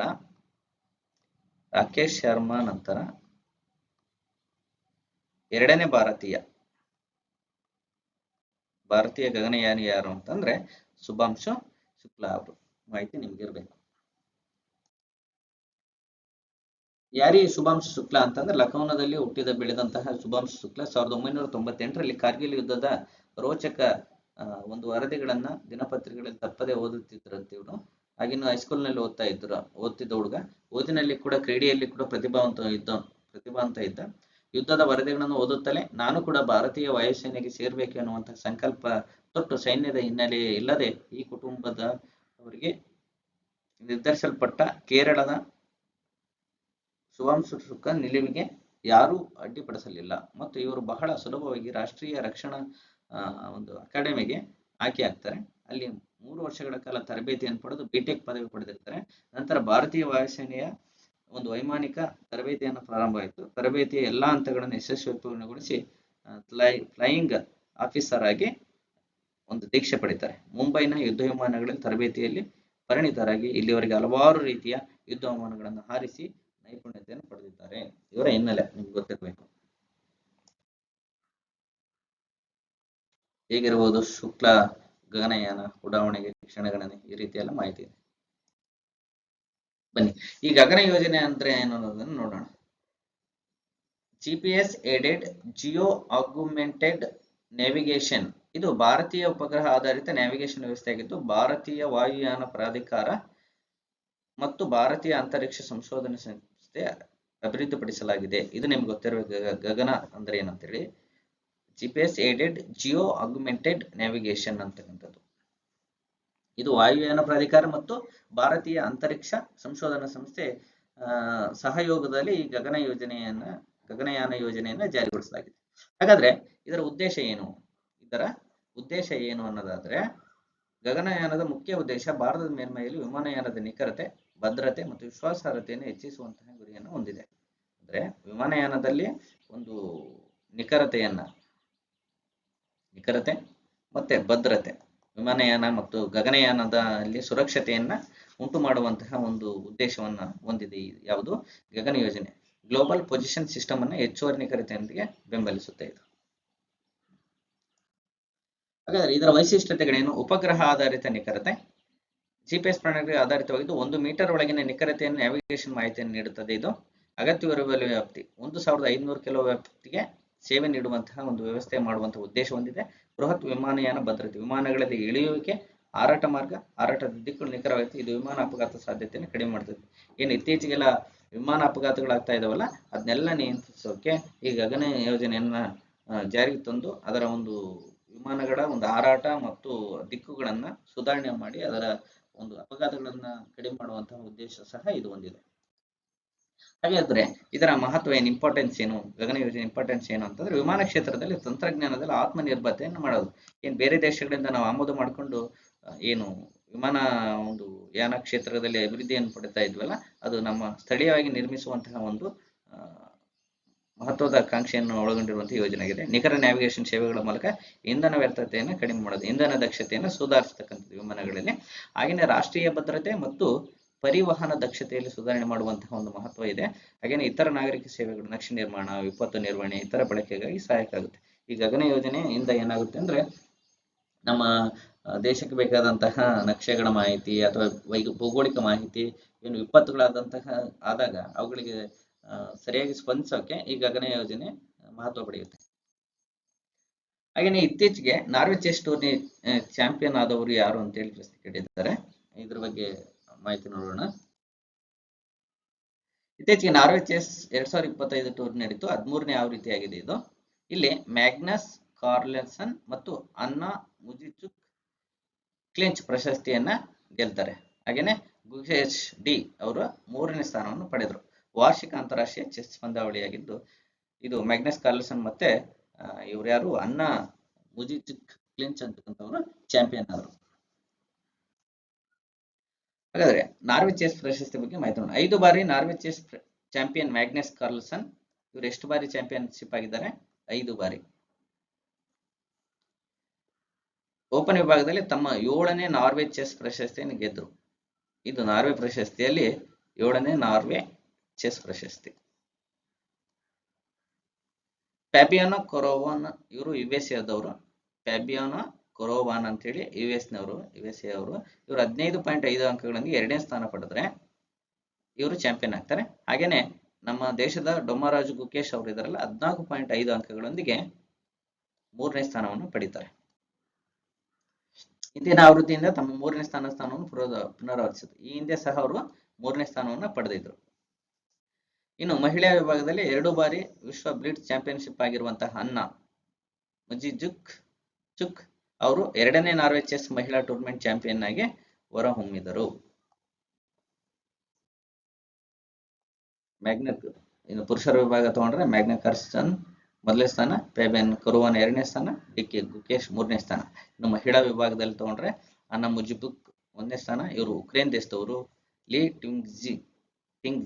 ಟಿಂಗ್ಜಿ ಅಂತೇಳಿ ಇವರು ಚೀನಾ ದೇಶದವರು. ಹಾಗೇನೆ ಕೊನೇರೋ ಹಂಪಿ ಭಾರತದವರು. ನೋಡಿ 3ನೇ ಸ್ಥಾನದಲ್ಲಿ ಗುಕೇಶ್ ಇದ್ದಾರೆ ಪುರುಷರ ವಿಭಾಗದಲ್ಲಿ, ಹಾಗೇನೆ ಕೊನೇರೋ ಹಂಪಿ ಮಹಿಳಾ ವಿಭಾಗದಲ್ಲಿ ಅವರು ಸಹ 3ನೇ ಸ್ಥಾನದಲ್ಲಿದ್ದಾರೆ.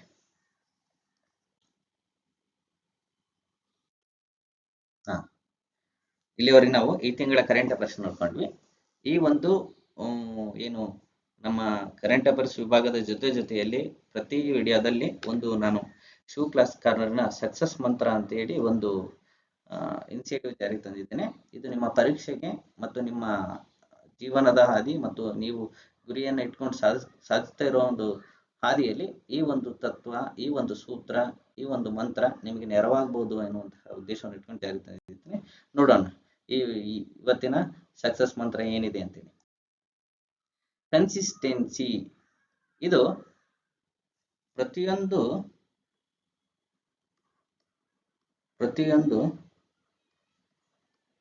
ಕೆಲಸಕ್ಕೂ ಅಗತ್ಯವಿರುವ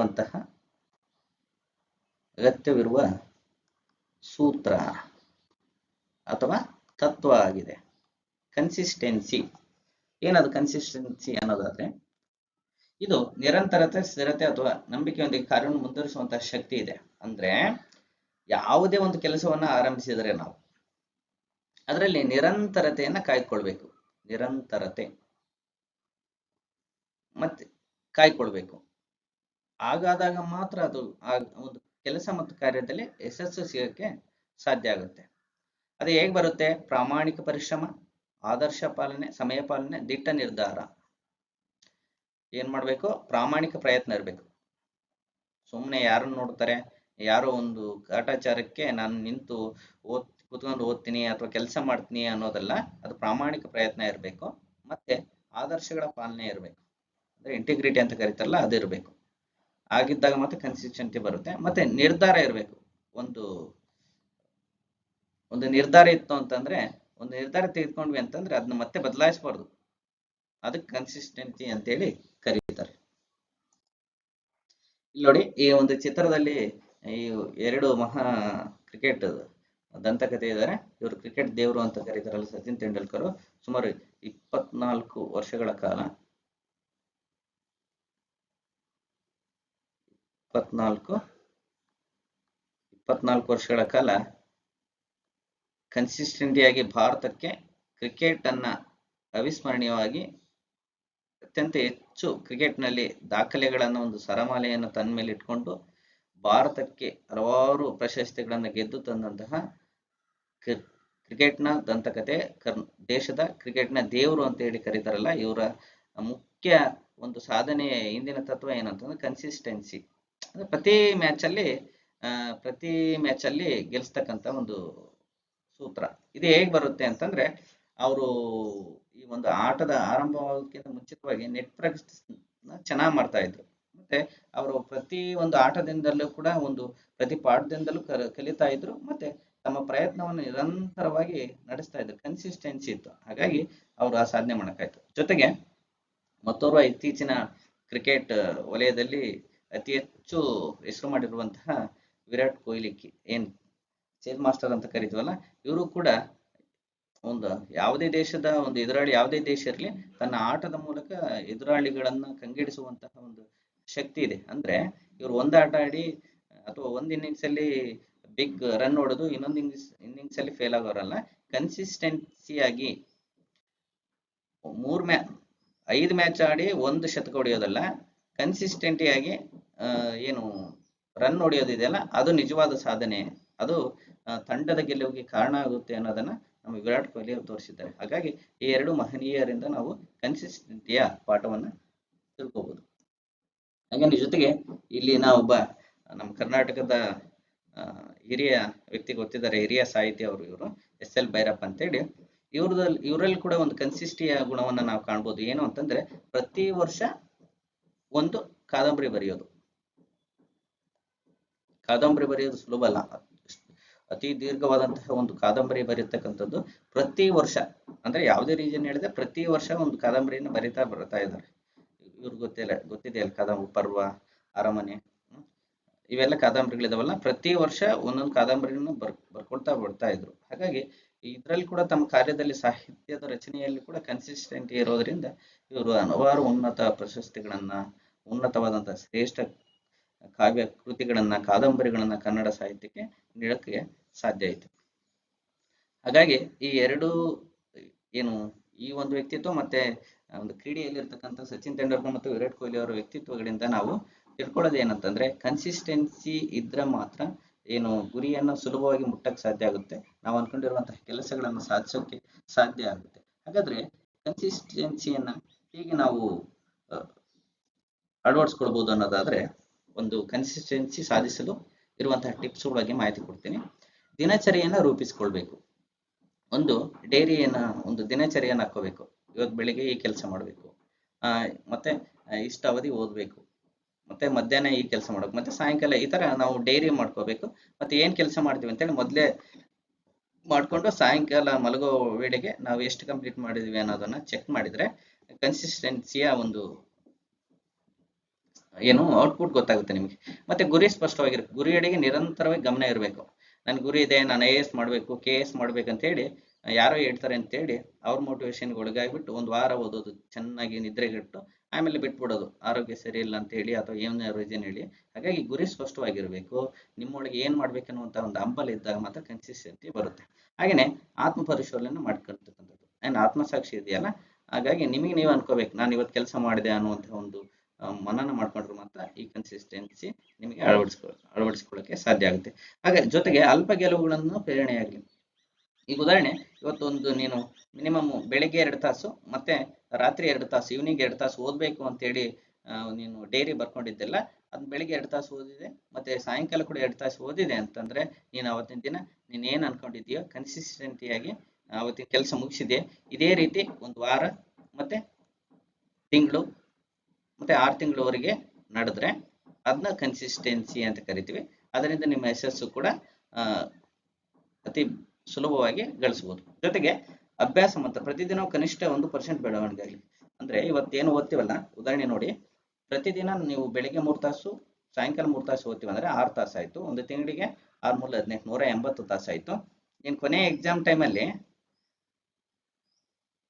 ನೀನು 4 ತಾಸು ಹೋಯ್ತು ಅಂತಂದ್ರೆ 120 ತಾಸು ಆಗುತ್ತೆ. ಹಾಗಾಗಿ ಇದು ಒಂದೇ ತಿಂಗಳಿಗೆ 180 ತಾಸು ಓದೋದಕ್ಕೂ ಒಂದೇ ತಿಂಗಳಲ್ಲಿ ಏನು 6 ತಿಂಗಳು ನೀನೇನಾದ್ರೂ ಕನ್ಸಿಸ್ಟೆನ್ಸಿಯಾಗಿ 6 ತಾಸು ಓದಿದ್ರೆ ನಿನಗೆ ತುಂಬಾ ಓದಿರೋ ಒಂದು ಅನುಭವ ಸಿಗುತ್ತೆ. ಜೊತೆಗೆ ನಿನಗೆ ಏನು ಒತ್ತಡ ಆಗಲ್ಲ. ಹಾಗಾಗಿ ಒಂದು ಸಣ್ಣ ಸಣ್ಣ ಒಂದು ಗುರಿಗಳನ್ನ ಹಾಕೊಂಡು ನಿರಂತರವಾಗಿ ಮುಂದುವರಿಸ್ಕೊಂಡು ಹೋದಾಗ ಮಾತ್ರ ನಿನ್ನ ಗುರಿ ಅತಿ ಸುಲಭವಾಗಿ ನೀನು ಸಾಧನೆ ಮಾಡ್ಬೋದು. ಹಾಗಾಗಿ ನಾನು ಏನು ಸ್ಪರ್ಧಾರ್ಥಿಗಳಲ್ಲಿ ಹೇಳೋದೇನಂತಂದ್ರೆ, ನೀವು ಮಾಡುವಂತ ಕೆಲಸದಲ್ಲಿ ಪ್ರೀತಿ ಇರಲಿ, ಕನ್ಸಿಸ್ಟೆನ್ಸಿ ಇರಲಿ, ಬೇರೆಯವರ ಪ್ರೇರಣೆಗೆ ಒಳಗೊಳ್ಬೇಡ್ರಿ. ನೀವೇ ಸೆಲ್ಫ್ ಮೋಟಿವೇಶನ್ ಆಗಿಬಿಟ್ಟು ನಿಮ್ಮ ಕೆಲಸವನ್ನ ಸ್ವಲ್ಪ ಬೇಜಾರಾದ್ರೂ ಪರವಾಗಿಲ್ಲ, ಅಭ್ಯಾಸ ಮಾಡ್ಕೊಳ್ಳಿ. ನಿಮ್ಮ ಒಂದು ಕೆಲಸವನ್ನು ಕನ್ಸಿಸ್ಟೆನ್ಸಿಯಾಗಿ ಮುಂದುವರಿಸ್ಕೊಂಡು ಹೋಗಿ, ಆಗ ಮಾತ್ರ ಈ ಗೆಲುವು ನಿಮ್ಗೆ ಸಿಗುತ್ತೆ ಅನ್ನೋದನ್ನ ನಾನು ಹೇಳಕ್ ಬಯಸ್ತೀನಿ. ಇದು ಇವತ್ತಿನ ಕರೆಂಟ್ ಅಫೇರ್ಸ್ ಮತ್ತೆ ಮೋಟಿವೇಶನ್ ಆಗಿತ್ತು. ನಿಮ್ಗೇನಾದ್ರೂ ನನ್ನ ಕರೆಂಟ್ ಅಫೇರ್ಸ್ ಮತ್ತು ಈ ಕ್ಲಾಸ್ ಇಷ್ಟ ಆಗಿದ್ರೆ ನೀವು ಲೈಕ್ ಮಾಡಿ, ಶೇರ್ ಮಾಡಿ, ನಿಮ್ಮ ಸ್ನೇಹಿತರೊಂದಿಗೆ ಹಂಚ್ಕೊಳ್ಳಿ, ಮತ್ತೆ ಸಬ್ಸ್ಕ್ರೈಬ್ ಮಾಡಿ ಅಂತ ಹೇಳ್ತಾ ಮತ್ತೆ ಮುಂದಿನ ವಿಡಿಯೋದಲ್ಲಿ ಮತ್ತಷ್ಟು ಕರೆಂಟ್ ಅಫೇರ್ಸ್ಗಳೊಂದಿಗೆ ಸಿಗೋಣ. Thank you so much.